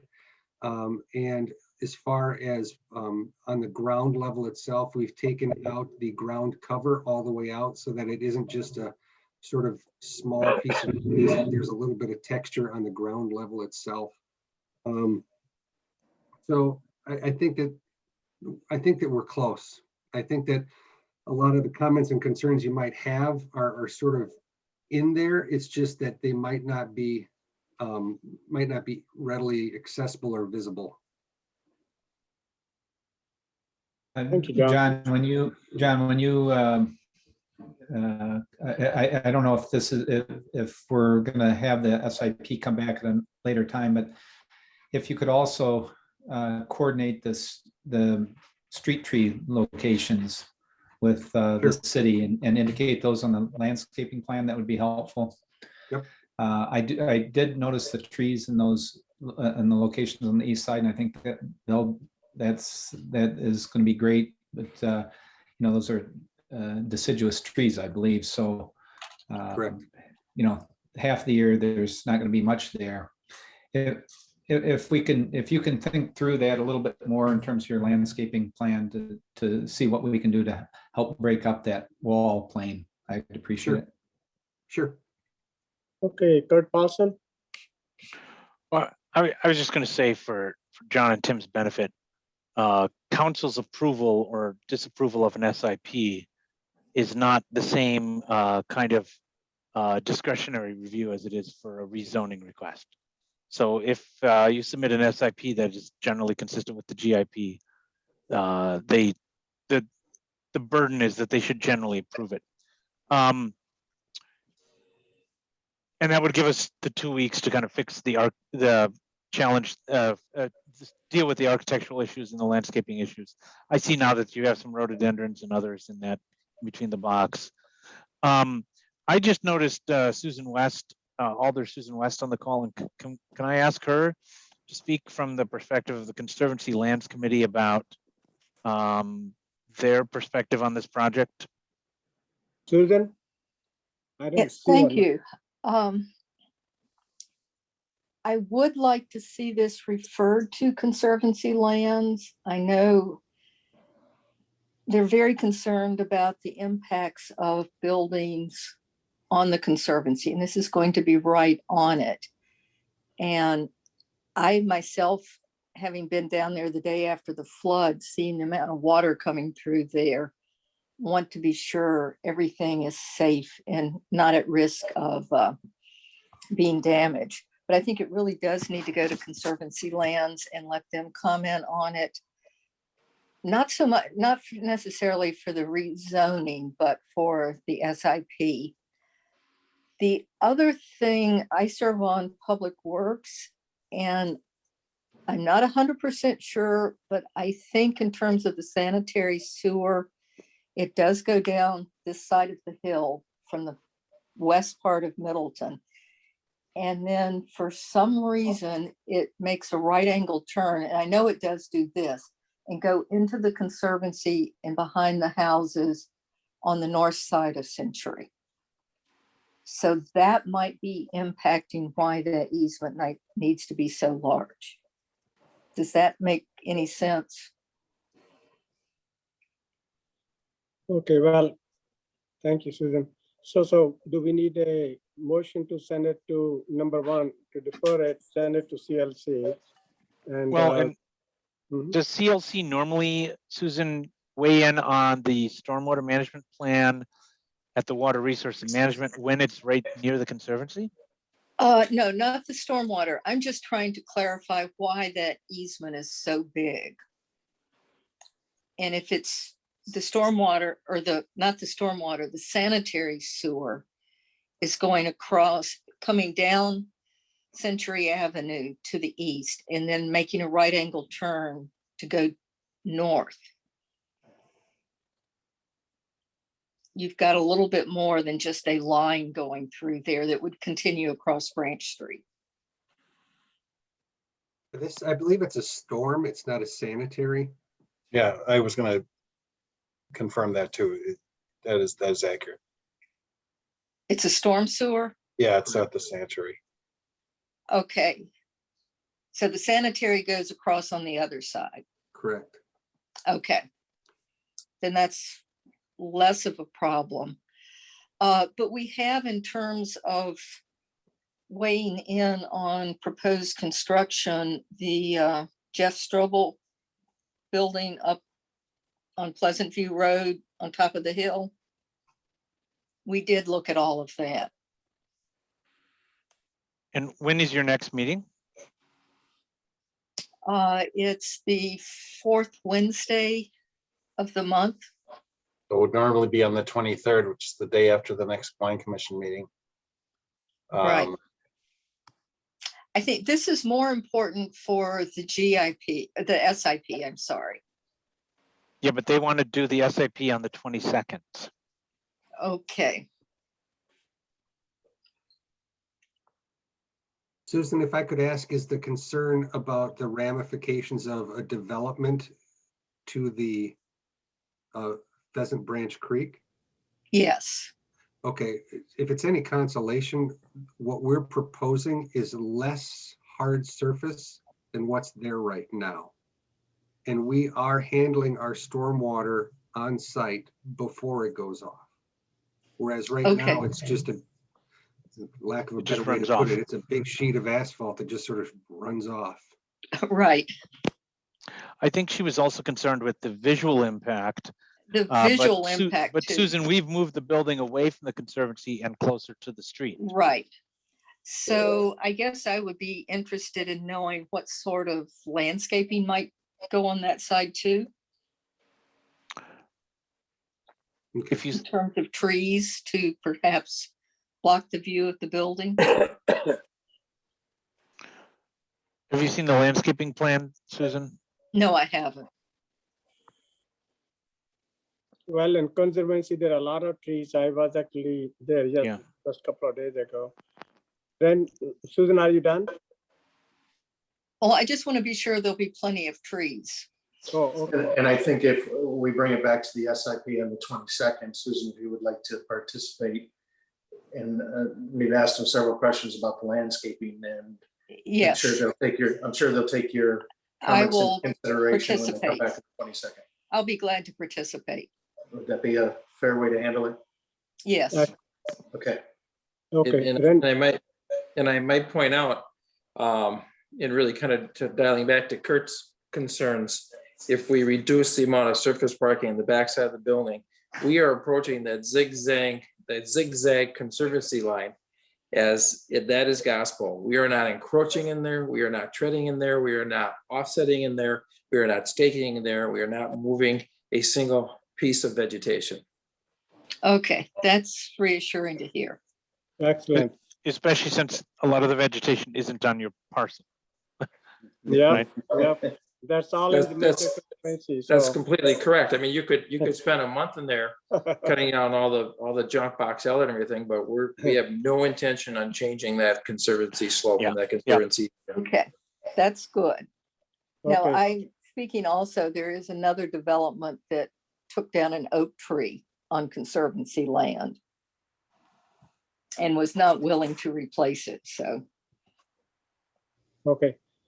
Susan, are you done? Yes. Okay. Randy, Bruce? Randy, you have your hand up? Oh, okay. Yeah, I was just gonna, I think Tim mentioned how much vegetation is on that slope. It's pretty extensive. And if you're down on the path across the creek, looking up at this site, I think, that vegetation is gonna be quite a buffer, actually. Yep. Yeah, I was there a couple of days ago. So, okay, so I guess you probably have enough input now, so need a motion to defer. So, Move to defer consideration of the SIP to the next meeting. okay, need a second. Commissioner Bruce, second. Okay, so any further questions or comments? Question, when would you like to have information back for that meeting? We need it for the packet. Well, we also need a chance to review it. So, I would say early next week. Our engineer is very backlogged with reviews. So if it involves engineer review, then, the sooner the better. I'll flag it for him. Ultimately gets published in the packet on Friday afternoon, Friday 10 days from now. So Mark, they need to work with Sean quickly, right? That's For the issues problem. that involve engineering, Mhm. with the 10-foot easement, you should contact him in the morning, and I'll let him know. We have a staff meeting in the morning. Okay, So that's urgent. And then the elevations, we can work later this week or early next week on that. Well, and it sounds like they've already submitted the color Yeah, elevation. I couldn't find it in my email or in our file. I don't know where that is. And Abby did not respond, so I don't know. But we'll have to dig those up. Sorry about that. We'll submit a new one. You're good.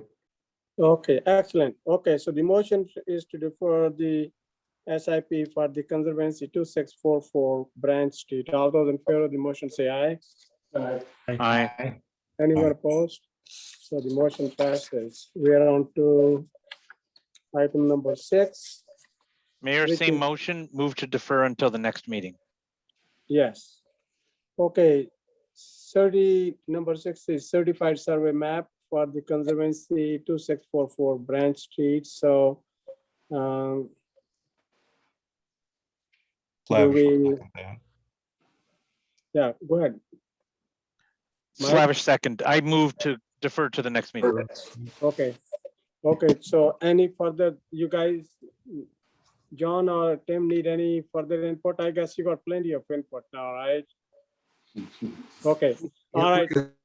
All those in favor of the motion to defer the CSM for the Conservancy 264 Branch Street, 2644 Branch Street to the next meeting, say aye. Aye. Anyone opposed? Motion passes unanimously. We are on to item number 7. Thank you, everybody, for your time. Okay, thank you, John, and thank you, Tim. So this is the rezoning from B3 to PDD, GIP, Bruce Company redevelopment, multiple parcels. So this is to be deferred, Mark?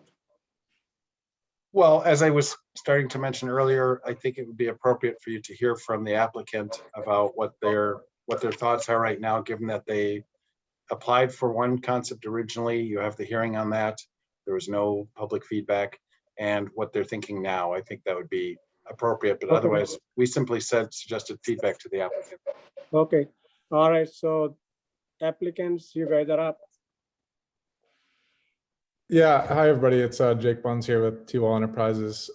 So we had submitted a month ago for the public hearing for the original concept that's in your guys' packet today.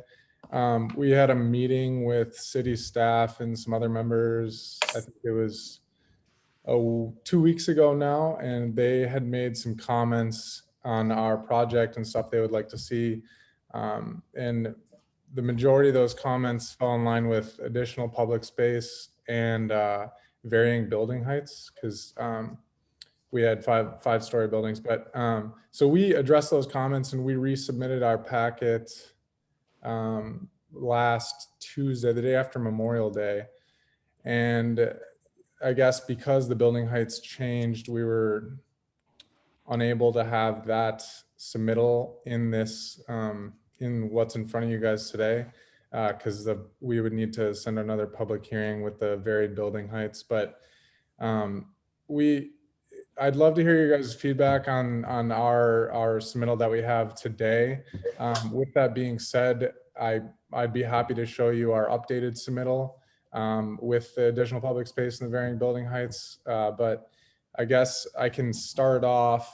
I can share my screen.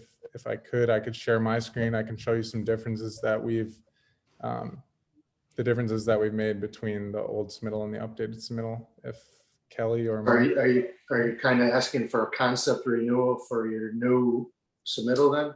No, we don't want a concept review. What we're looking for is approval of our submittal. You're looking for approval of your original submittal? Our original submittal contingent on, and we can make it contingent on the change in building heights and the additional public space and the changes that we've made in our updated submittal, if that's possible. I'm not sure how. But we have to have another, with the change of building heights, we have to have another public hearing. Yeah, so the that's hearing, that's my question, just because we do have a timeline, and I have Seth Nicholson on the line as well, as CEO and president of Bruce Company, and we are trying to meet a timeline to accommodate their facilities. You know, we want to make sure our construction and the development doesn't disrupt their operations. So, you know, pushing this back another 4 months for something, you know, we met with the city, we discussed the project, we took their comments and we made the changes to our plans accordingly. And we think it is a nice site plan because of it. And we just don't want to be punished by another 4-week waiting period by doing another. but Jake, in all fairness, some of these comments the city staff have been giving your team earlier, like as in months ago. So I think that's my understanding anyway. I'm not the lead on this project, but there has been comments given along the way, and now you're responding to them more actively. So let's just put that there in the record too. Okay. Can we go to the hearing notice, please? Daphne, it was under the hearing item, and I'll show people what was. Ellie? Yeah, So the reason why this is an issue, which is why we said that this couldn't be properly before you tonight, is we have obviously a class 2 meeting notice, a hearing notice, which means it has to be published twice, the same information. And what you'll see there is that this was for 6 multifamily buildings with underground parking up to 5 stories in height. There it is. That's really the main one. That's the issue, I think. Jake, correct me if I'm wrong. Maybe you're looking at one of the commercial buildings being taller too. I don't remember. Yeah, there's a few. If I could share my screen, I could show you guys some of the changes that we made. I would welcome that, Mayor, if that's okay with you. Yeah, well, that's fine. So, but I guess we have to defer it and have a new public hearing. So, you know, if you just want the input from the commission, I guess we can look at it from that perspective. So there. Can I ask a procedural question before we start? Yeah, go ahead. I mean, for the Bruce Company's benefit, given their timeline, most of our concerns were not with phase 1 and 2, which is the main Bruce Company building, at least in the northeast corner. The concerns were with the multifamily and the orientation. So is there a way to approve like a phased GIP, like a partial GIP for the part of the parcel that we want to agree and that is consistent with the noticed public hearing, or is that not even something we can do? Because as you look at that current site plan or what is listed in the GIP application as the master plan, sheet number A001, it includes parcels that you don't actually own, which is also a strange procedural issue to submit a GIP that covers parcels you don't own. Right, the southernmost portion, which is going to be the open space. Yeah, so we don't own it, no, that southern portion, but it is very much so a part of the site. And if we were to, you know, chop our site plan off where that park is, it would look quite awkward, and that the building A3 goes over the property line there. So, and I'm sure you guys are all well aware of what's going on with that property. I don't have to discuss that here, but yeah. You're approving only the legal description. Actually, could you tell us what the current status is? So I kind of have to defer to Abby because she's running with that one, but I do know there have been negotiations with that property owner and the city. In order Nothing is closed. No, nothing is closed. No. So not that I know of, at least. Mark, you might be able to. I don't. That's that. I probably don't have all the latest information, but I will say that if the hearing notice is, well, she probably doesn't have that accessible anymore. No need to go to a Kelly. The hearing notice specifically identified the property to be rezoned, and it listed 7 or 8 addresses and their parcel numbers. Anything that's not covered by that legal description is not part of the rezoning. If they have a site plan, which they do, that is broader than the rezoning, then that's you know, that's fine. In fact, I think it's helpful to look at things in the context of, you know, it's good to have neighborhood plans, if you will. Yeah. But what's before you tonight is specifically zoning for the parcels listed in the hearing notice. To Thank you. answer Kurt's question about can we do a partial GIP? I would say that the answer to that is no, that the GIP pertains to the entire property. Now, the way we have it in our ordinance, it says that the owners under section 10.86, that if the Plan Commission ordinance as adopted provides explicitly the area of the PDD can be segmented, but I'm sorry. So the answer is yes. Unless segmented, the owners of record of all included parcels must consent in writing within a single 30-day period following Common Council adoption or for PDD zoning to take effect. The reason I said yes at first is the SIP can be a subset of the GIP that's approved. You can never expand the SIP to encompass more than the GIP. That's why I always think of the GIP as, you know, using Middleton Hills as an example, which we're all familiar with. That was, you know, 150 acres, and then the SIP was different pieces of the puzzle. In this case, I can't remember in my career with the city where we've taken a GIP and then segmented it, but obviously the ordinance does say you can do that. So if it ends up being scaled back, but that would think the developer wouldn't want to do that. I would think you're looking at this as one fell swoop. So I don't know, Kurt, if I answered your question. Right, so then if they wanted to raise the height but not change the location of some of those yellow multi-story buildings, they'd have to come back for a GIP amendment. And that would be a text amendment? Yes, I see your question now. Actually, that I understand the distinction. So in other words, you could, you know, one can approve a GIP that's before you and have that go through the process. And if they wanted to come back and then densify a portion of that GIP, that could be a subset as far as it could be segmented as our ordinance says. That would be. So Mark, I can just to your point there, and Kurt, your point, I can walk us through the changes here so that we can see the actual differences, and then we can talk about that. Okay. Yeah, so you guys Is can all that see my okay screen? with the Plan Commission members?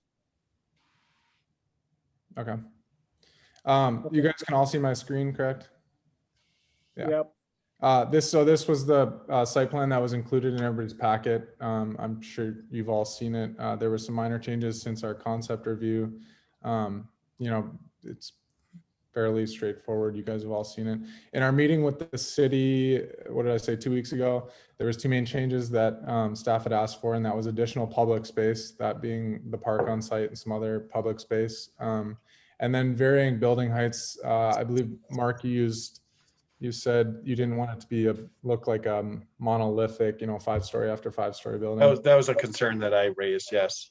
Yep. And so to accommodate your guys' requests, we did expand the public space. It was originally 3 acres and now it's just over 5 acres, which is huge, that we were able to fit the extra space in there, or I shouldn't say fit the extra space, but, you know, take space out of our private space and make it public. But we deleted the clubhouse altogether, and I'll actually go to the plan and then I'll talk about it.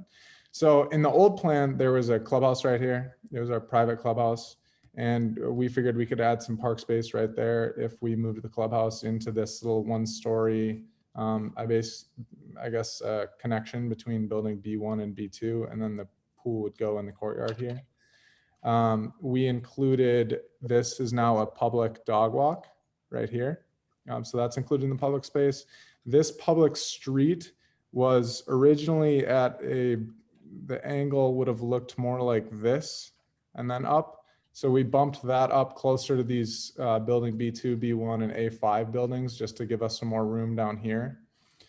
And then I think that's what we got for public space. And then as for the building heights, you'll see building, I'm gonna go to a different screen here, you guys. Hold on 1 second. I can show you guys better over here.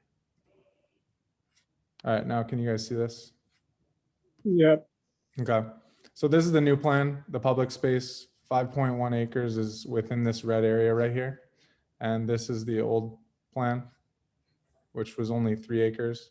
So when I switch over, you can kind of see the difference in the public street and that stuff. So then building heights. So it used to be all 5-story multifamily buildings. And we have changed that just so there's varying building heights across the whole site. So these all stayed the same along Parmenter Street. We thought, there's a 1-story, 3-story, 2, a step back 2-story building, a 5-story building, that plenty of variation along Parmenter Street.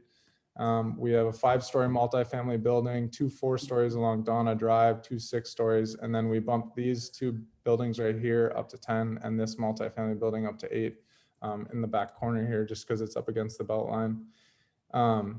Those are the variations in building heights. The next couple more things that we changed on this plan was we added a few architectural features on buildings A5, which is right here. Kind of like Middleton Center, it's blocky on the end there and a bit higher on the corner of the building, and on building A3 right here.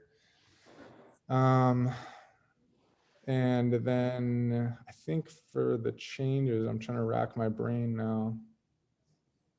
Oh, the other, what Mark had mentioned in the meeting we had with the city was you guys had asked for more trees along the Conservancy pedestrian and bike paths.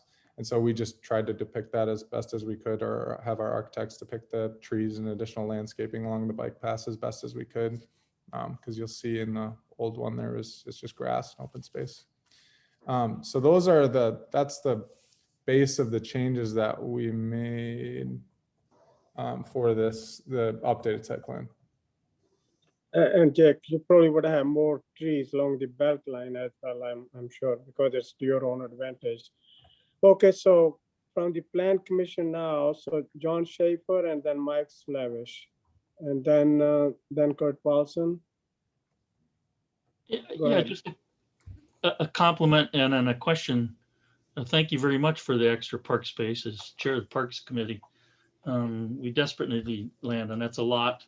And even the removal of the clubhouse, it's a big open space, and I like spaces where people can kind of choose what they want to do in those spaces. So I value that and appreciate that very much. I think the dog walk is also a great way to utilize a space that may not be a good picnic space, but it's still the place to go out. So thank you very much. I think that's much better. Also, I think one of the early concerns was that what's now your 8-story building was very much up against the edge of the Conservancy. Has that moved back away from that? It seems further back, like there's more buffer now than there was before. Away from the Conservancy, you're saying? Yeah.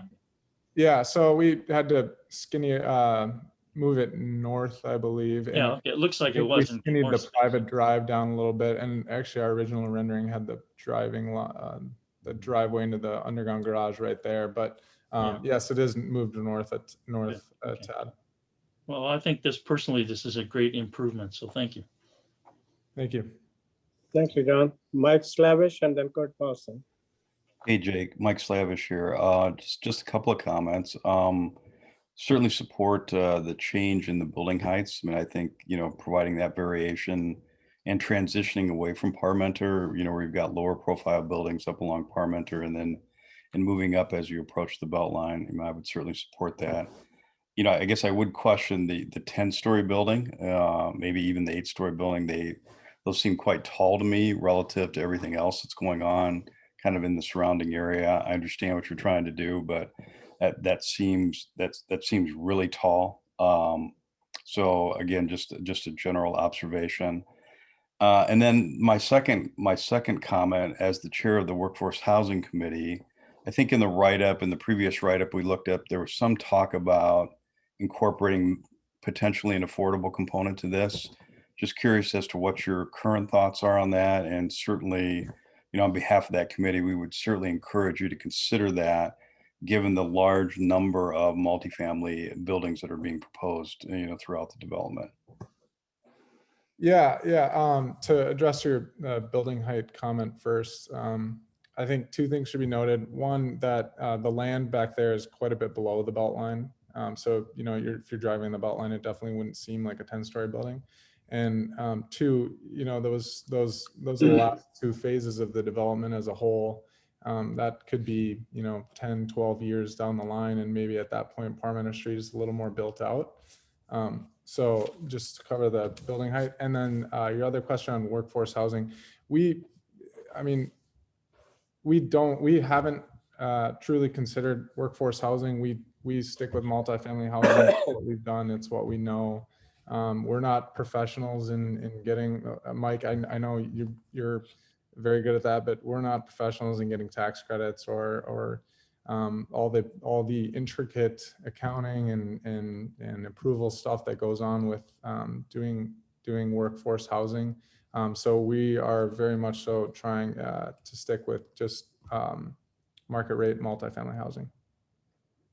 You know, and maybe there's a possibility to set aside a parcel in here, Jake, to partner with an affordable workforce housing developer, just a consideration. Okay, thank you. I appreciate your input. Thanks. Yeah, that's a good idea, Mike and Jake. Think about it. So I would agree with what John said, that having more green space and moving that clubhouse, those are really good things. So I think I really appreciate that as well. So Kurt Paulson. Yeah, so let's see. And then Randy So Bruce. I still like what you've done along Parmenter Street. And I think particularly for what's going to be the Bruce Company office and retail space, I think you've got a good design here.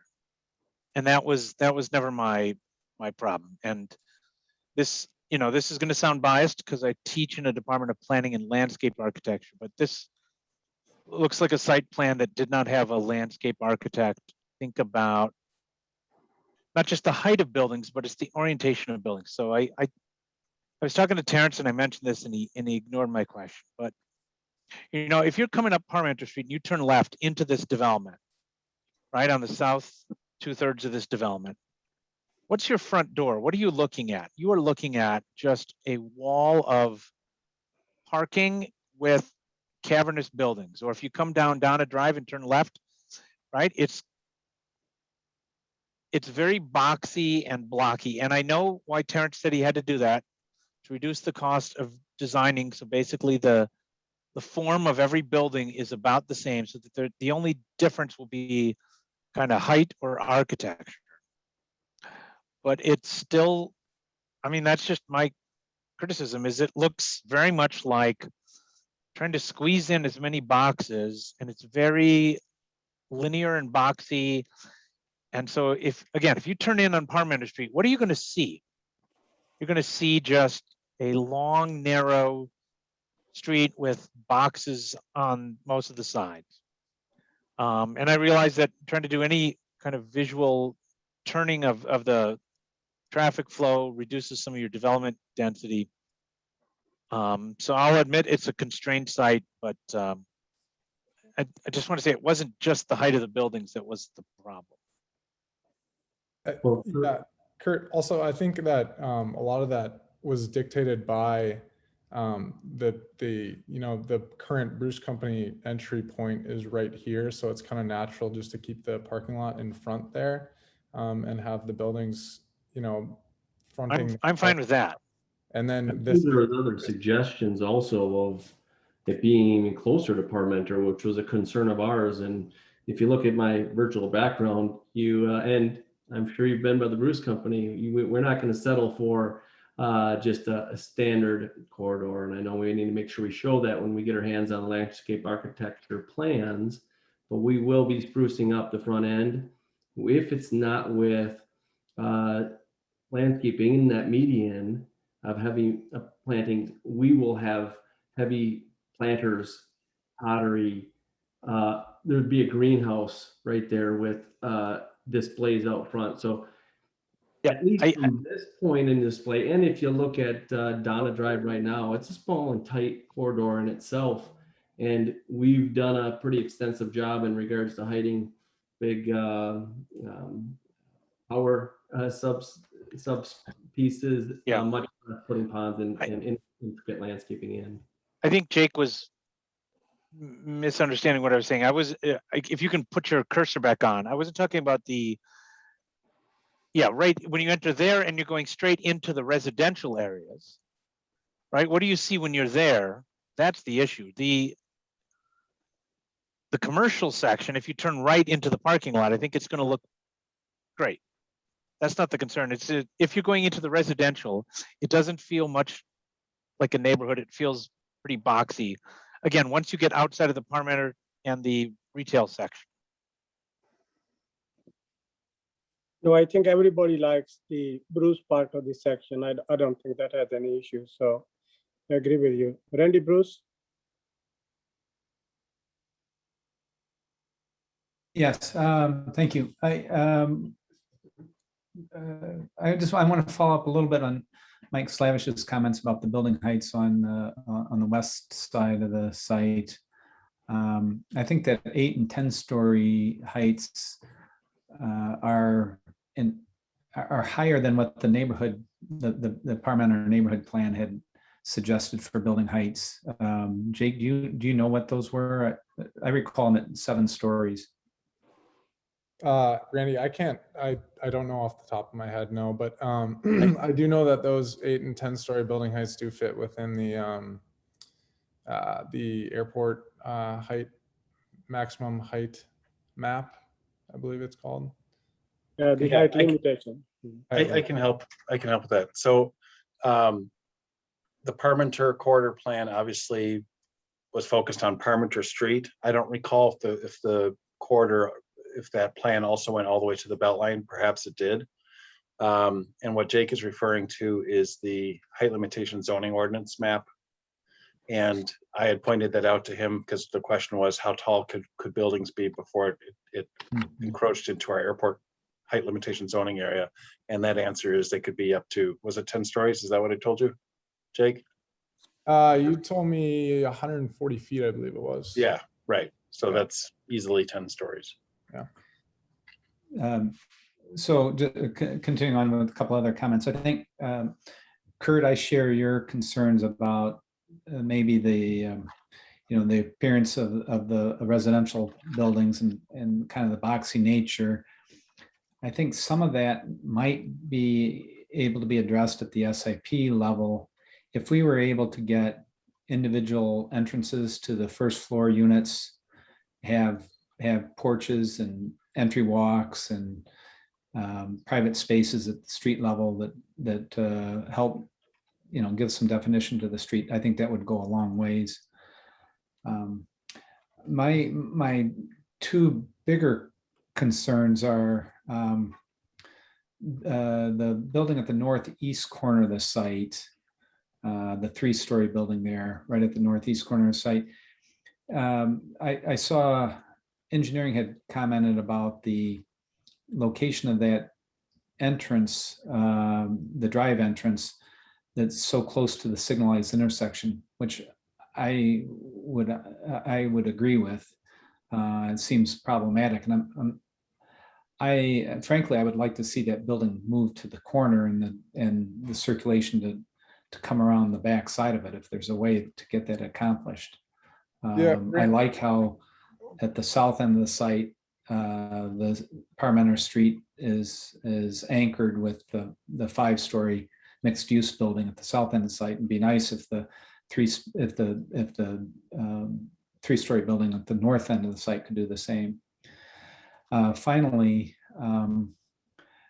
it looks to me, I think we've got about 890 parking stalls, I thought. But those 890 stalls are really serving a quite dense development, one that I think stretches even our standards for parking. Unless we'd really have to share all the parking all the time, and I don't think that's quite realistic. So I don't know, Jake, if you could speak to that. Are the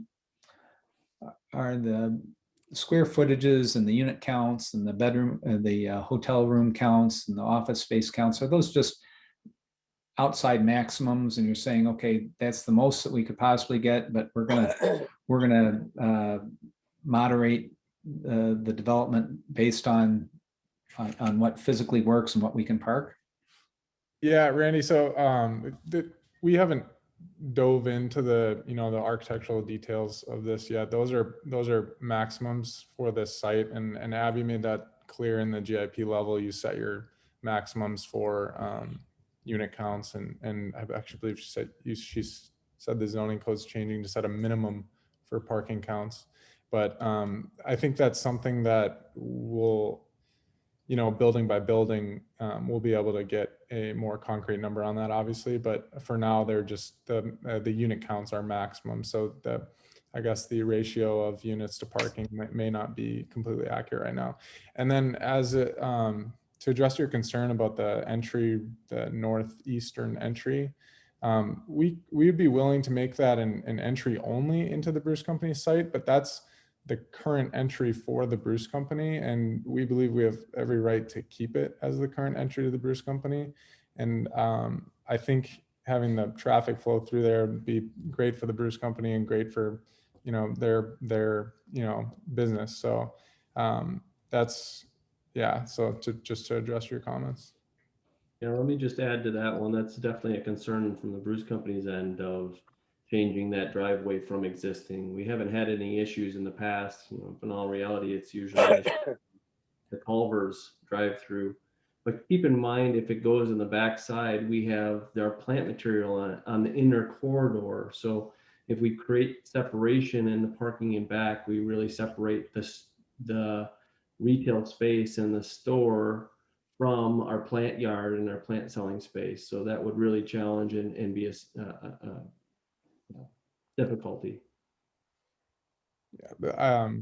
Just a comment on what Seth's talking about is we kind of tried to close this off as much as possible because we mentioned this before, but this courtyard is going to be the plant yard, the display area for the Bruce Company. So kind of having it enclosed where it's, enclosed by buildings with this building right here back with the driveway right there. That was the thought process, and leaving that driveway where it currently is.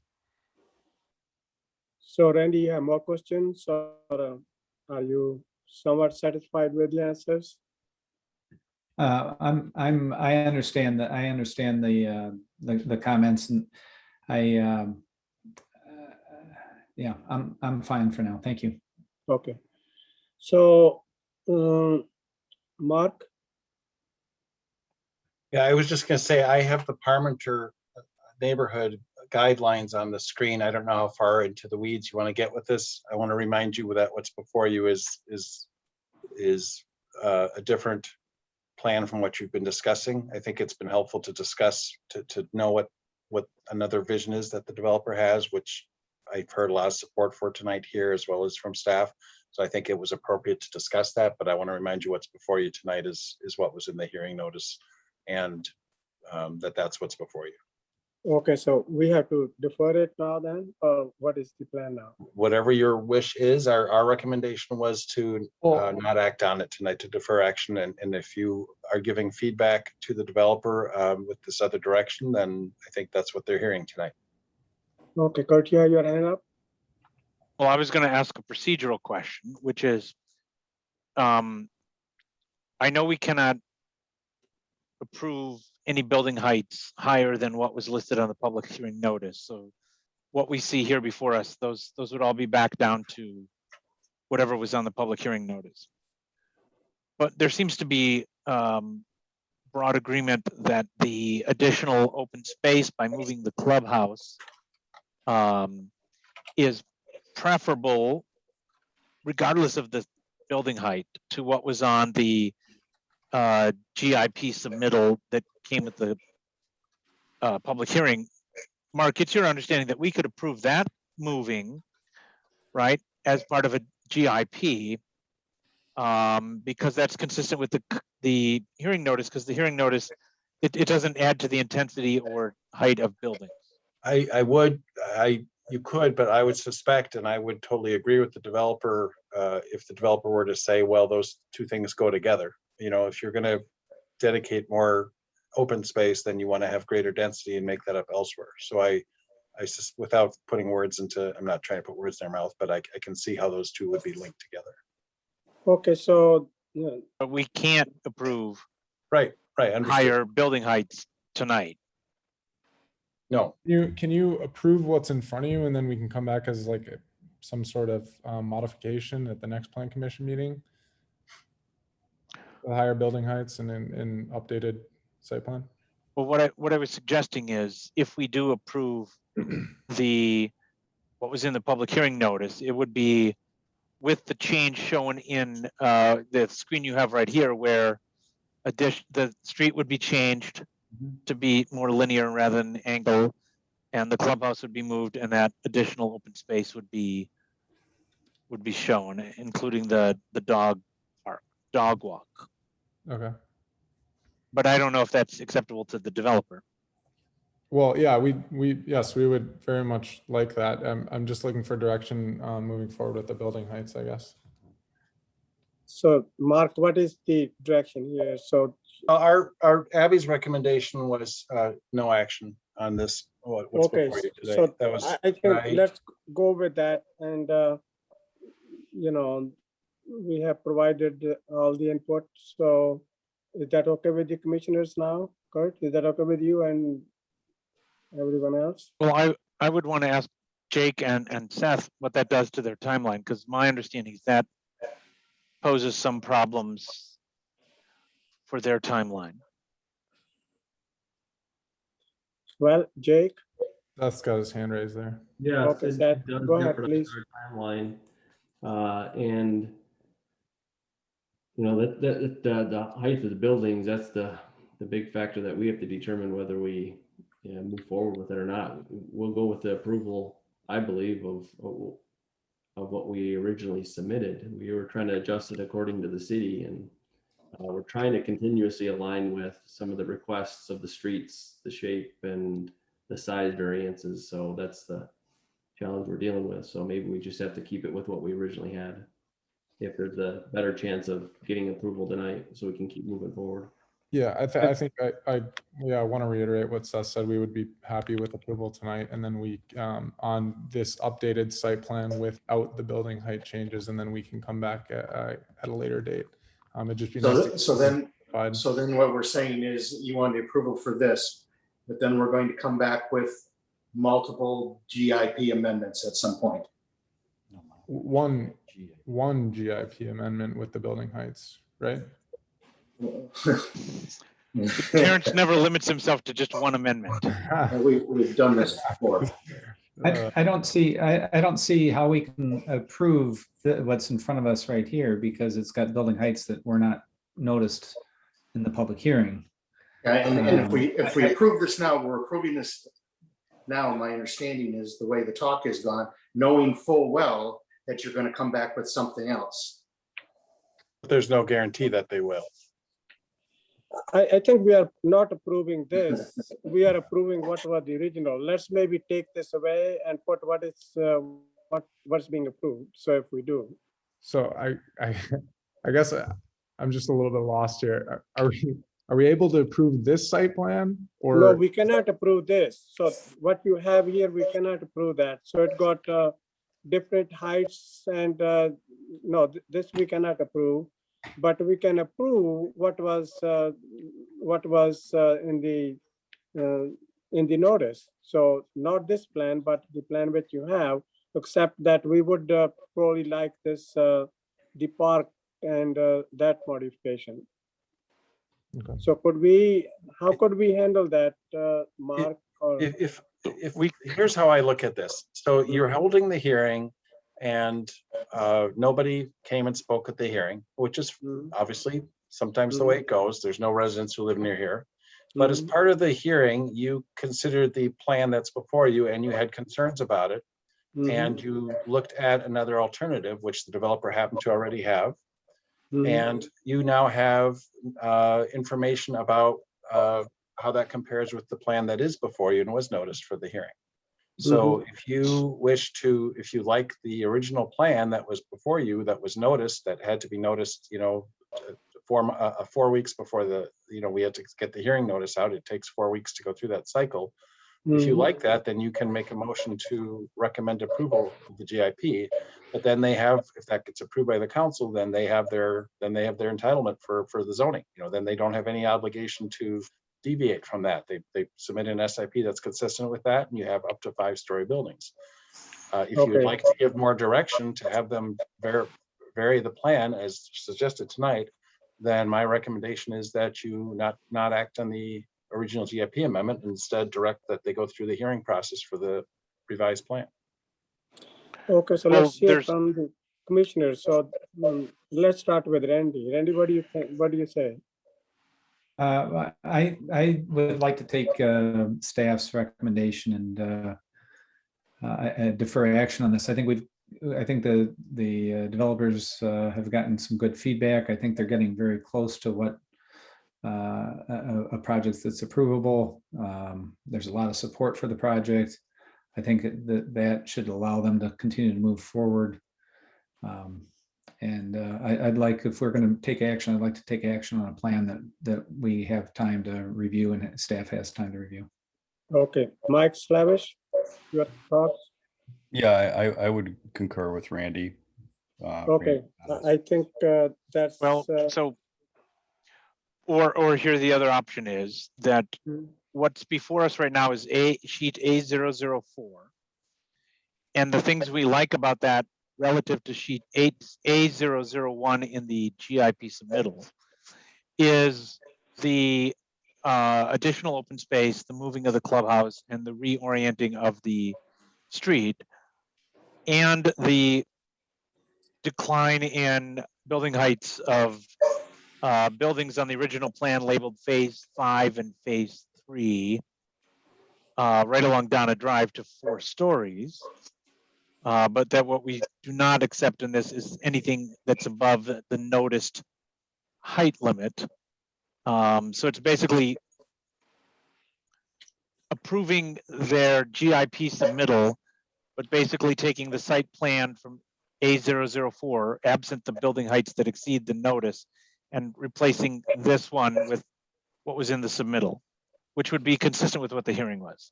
I hope that made sense. It's late. John, what do you think? I think I actually like what Randy and Mike have said. So, but John, what are your thoughts? I guess my feelings are that I'm much more happy with this plan than before. And I think as, you know, as was being said, that we're very close on this thing, but I'm worried about trying to go back and approve something that's not this plan, that then essentially gives people permission to say, okay, sorry, we go back to what we wanted before. Okay, Dan? I concur with Randy. Okay, all right, so then need a motion. Motion for what? To defer? Motion to defer, yes. But can we in that motion give the developer some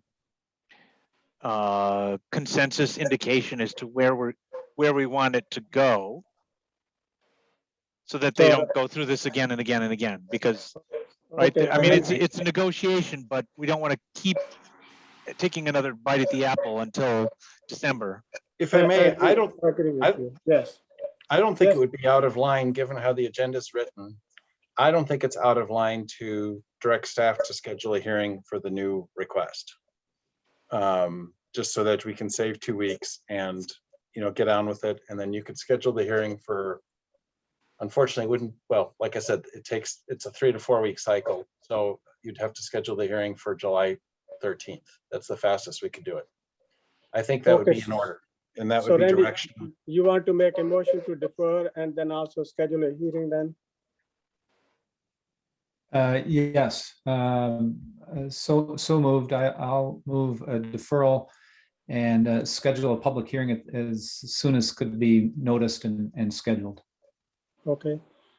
So Mike, do you mark it seconded? Slavish will Okay. second. Any further question or comments? All those in Well, favor? and do we, okay, so the motion is to defer and then reschedule, but do we want to give on the record feedback about what we think about this building height plan, so that they can issue the public hearing consistent with that and the application consistent with that? Because otherwise we're asking Mark to write a public hearing notice for a plan that we don't really know what it is, unless this is it. Well, I think we already provided enough input. It will be up to that number of stories, and that would be the maximum. Well, I don't think he needs more input. Mark, do you need any more input? I'd be curious to hear what Kurt's accept statement was. Except Okay. that those buildings labeled 10 stories and 8 stories before us, the Parmenter neighborhood plan suggests heights are limited to 7 stories. Right.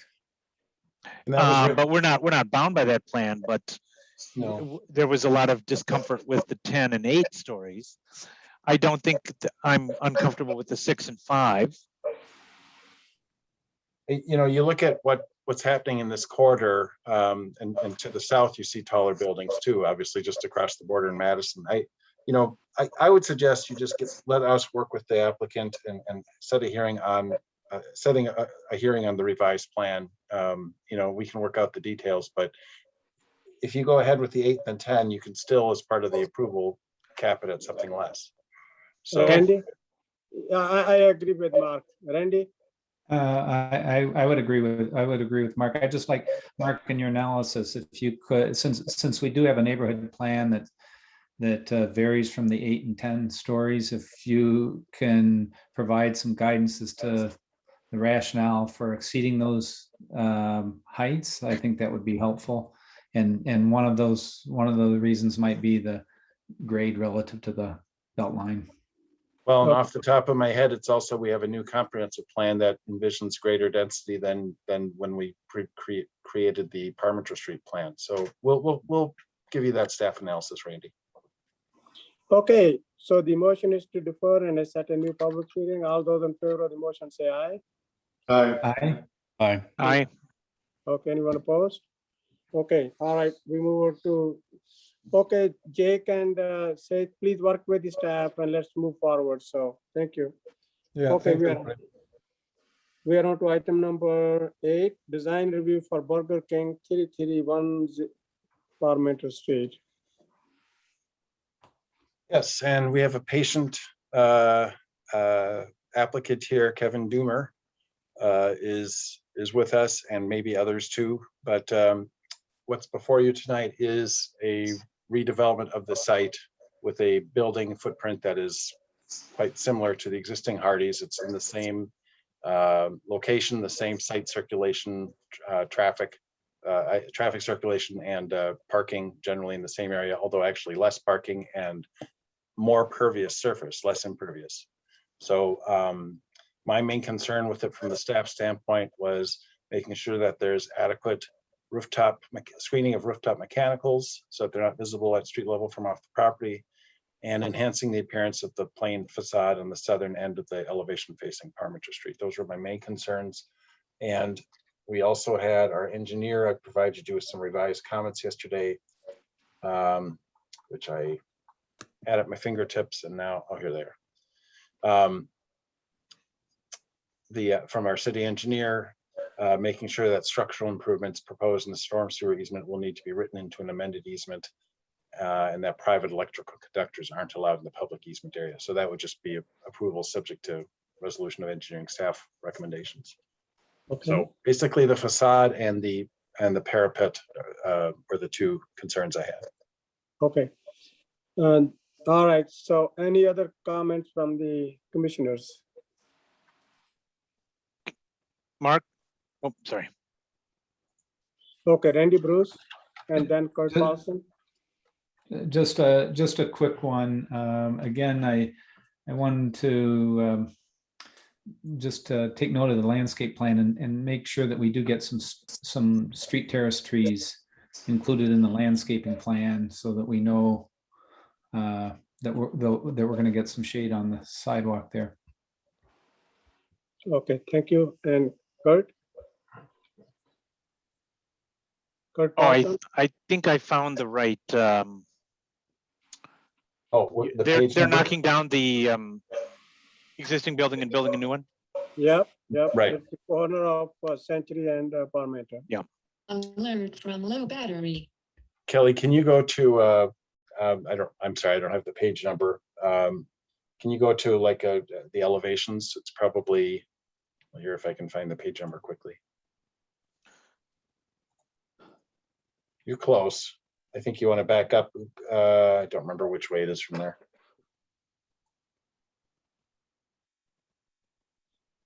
It's probably, yeah, keep going. There you go. You're getting closer, a little more. A little more. That's the back side. There we go. That's a good one. So that the top one there is the facing Century Avenue, and then that is facing Parmenter Street. Thank you. Okay. These are probably the standards for Burger King in any case, and I think they both look good. I don't see any raised hands. And the applicant is present if you have any questions. Okay, well, okay, any questions are, okay, John Schaefer. John, go ahead, please. I just think it's a really good repurposing of the same space for the same function. And Okay. I don't think we ever had a problem with the Wendy's. Wendy's had problems, obviously. I like Burger King. Hardee's. Great. I Hardee's. don't have to drive 4 miles to get my Whopper anymore. Okay, Hardee's. I see no problem with this. okay, There's no then beef with it. Mike? It's No. a whopper of a meeting. No Yeah. concern. Okay, need a motion to approve then. I'll move. Schaefer. Okay, and it includes all the engineering comments and other things there. So need a second? I'll second. I see the Okay. applicant has their hand raised. Yeah, but Kevin Dummer, please go ahead. Yes, can you guys hear me okay? Yep. Yes. Yes, Kevin Doomer here from Coma. I'm one of the architects. And well, first of all, I just wanted to say thank you guys for taking the time to review our project and taking all this time this evening to go through all these with us. Just on the two comments about the rooftop units and then the south side of this one facade. So with the rooftop units, I don't know if I'm able to share my screen, but the perimeter walls of parapets are going to be at 42 inches high. And so there's basically a 42-inch high bathtub that these rooftop units sit in, and they'll be very well screened. And I've got a 3D representation of it where you can see that you can back up hundreds of feet away and still not see the rooftop units. So, I mean, if it helps the council, we can send over some diagrams or something to let you know. But, these perspectives here that you're seeing, which are kind of in the parking lot, you won't be able to see any of the units in these. So, I mean, if there's any further clarification, or if you want me to share my screen and show some other items, I can. And then the other item, as far as I just like a little clarification of which portion of the wall you're concerned about. Is if there's the back portion there with the two wall sconces is about 27 feet across, and those lights that you're seeing on the facade are up-down lights, and in the evening hours when those kick on, they create these nice cone effects on those walls to kind of give it a different look from the rest of the building. And on the front facade where those canopies are at the glass, there's going to be some up-down lights inside those canopies too. So kind of gives it a similar yet different look of interest on that facade. So if there's any other questions for me, I can answer them. So Kevin, for the city council meeting, whatever else additional information you could provide would be great. So this is design review before you tonight. This is the final decision. It doesn't go to council. Oh, okay. So it is final. Okay. So, all right. So any further question or comment from the commissioner there? Just a friendly amendment to I don't know whether it was included that the landscape plan be augmented to indicate street tree locations. Okay, that's okay with both of you. So I think I'm sure it is. So, so the augmented landscape plan is included in the motion. And who Okay. made the motion? I missed the motions. I'm sorry. Who made it? I did, John Schaefer. And seconded by? I seconded. Mark Slavish, so. Kurt did? Okay. Doesn't Of course he did. Oh, okay, Kurt. So, We're a team. all right, way to go. He likes food. I like my Whoppers, that's for sure. Yeah, yes. Okay, so Mark, do you have all what you need? The motion is to approve the design review, including all the staff comments, and then also including the enhanced landscape. So but So are you still wanting to include the screening of rooftop mechanicals in the west building facade after the applicant's statement, or are you okay with what's presented? If you're okay with what's presented, then you can remove those contingencies. I'm okay with what was presented. I mean, it was a pretty clear answer. Yeah, me too. Okay. Same here. But they are going to be handling the rooftop mechanicals, right?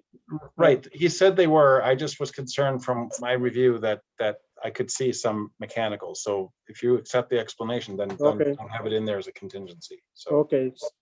But I got they would deal with the engineering staff recommendations and the mechanical enhancing the west side building facade.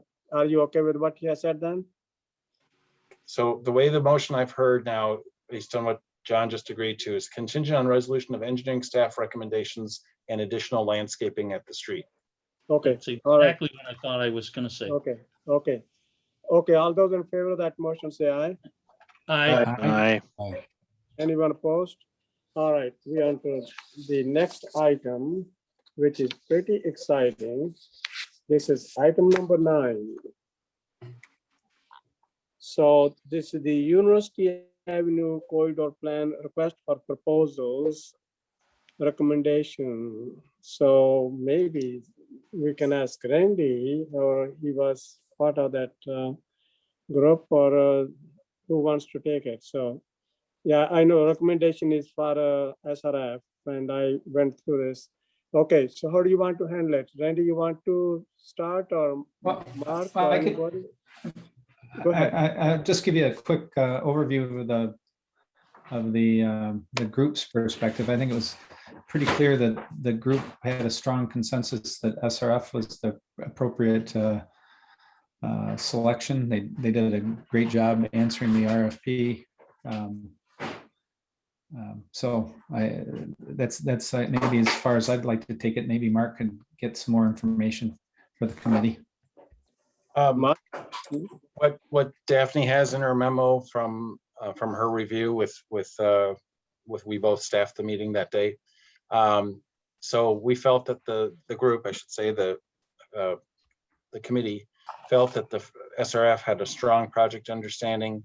We really liked the approach for engaging corridor stakeholders. They even talked about Good Neighbor Festival, reaching out to people as part of Good Neighbor Festival. Emphasis on pedestrian safety solutions, their detailed project schedule, their overall familiarity with Middleton. Their project team has had a couple of members who are very familiar with Middleton, and the amount of brainstorming that they had already done to prepare the response to the RFP. So based on that rationale, as Randy noted, there's strong consensus to advise for the selection of SRF.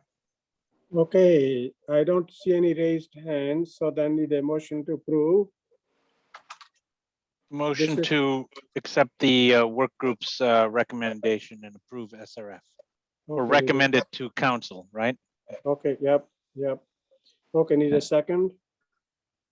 Bruce seconds. Okay, any further questions or comments? Okay, the motion is to accept the ad hoc University Avenue Corridor Plan Committee's recommendation and recommend to the council that the city enter into agreement with SRF. All those in favor of the motion say aye. Aye. Anyone opposed? Motion passes unanimously. Well, we should start thinking about meeting in person soon. I'm at the city hall today, but city council is going to decide soon, so just a heads up. Need a motion to adjourn. So moved. Schaefer Okay. seconds. Okay, all those in favor of the motion say aye. Aye. So, well, that's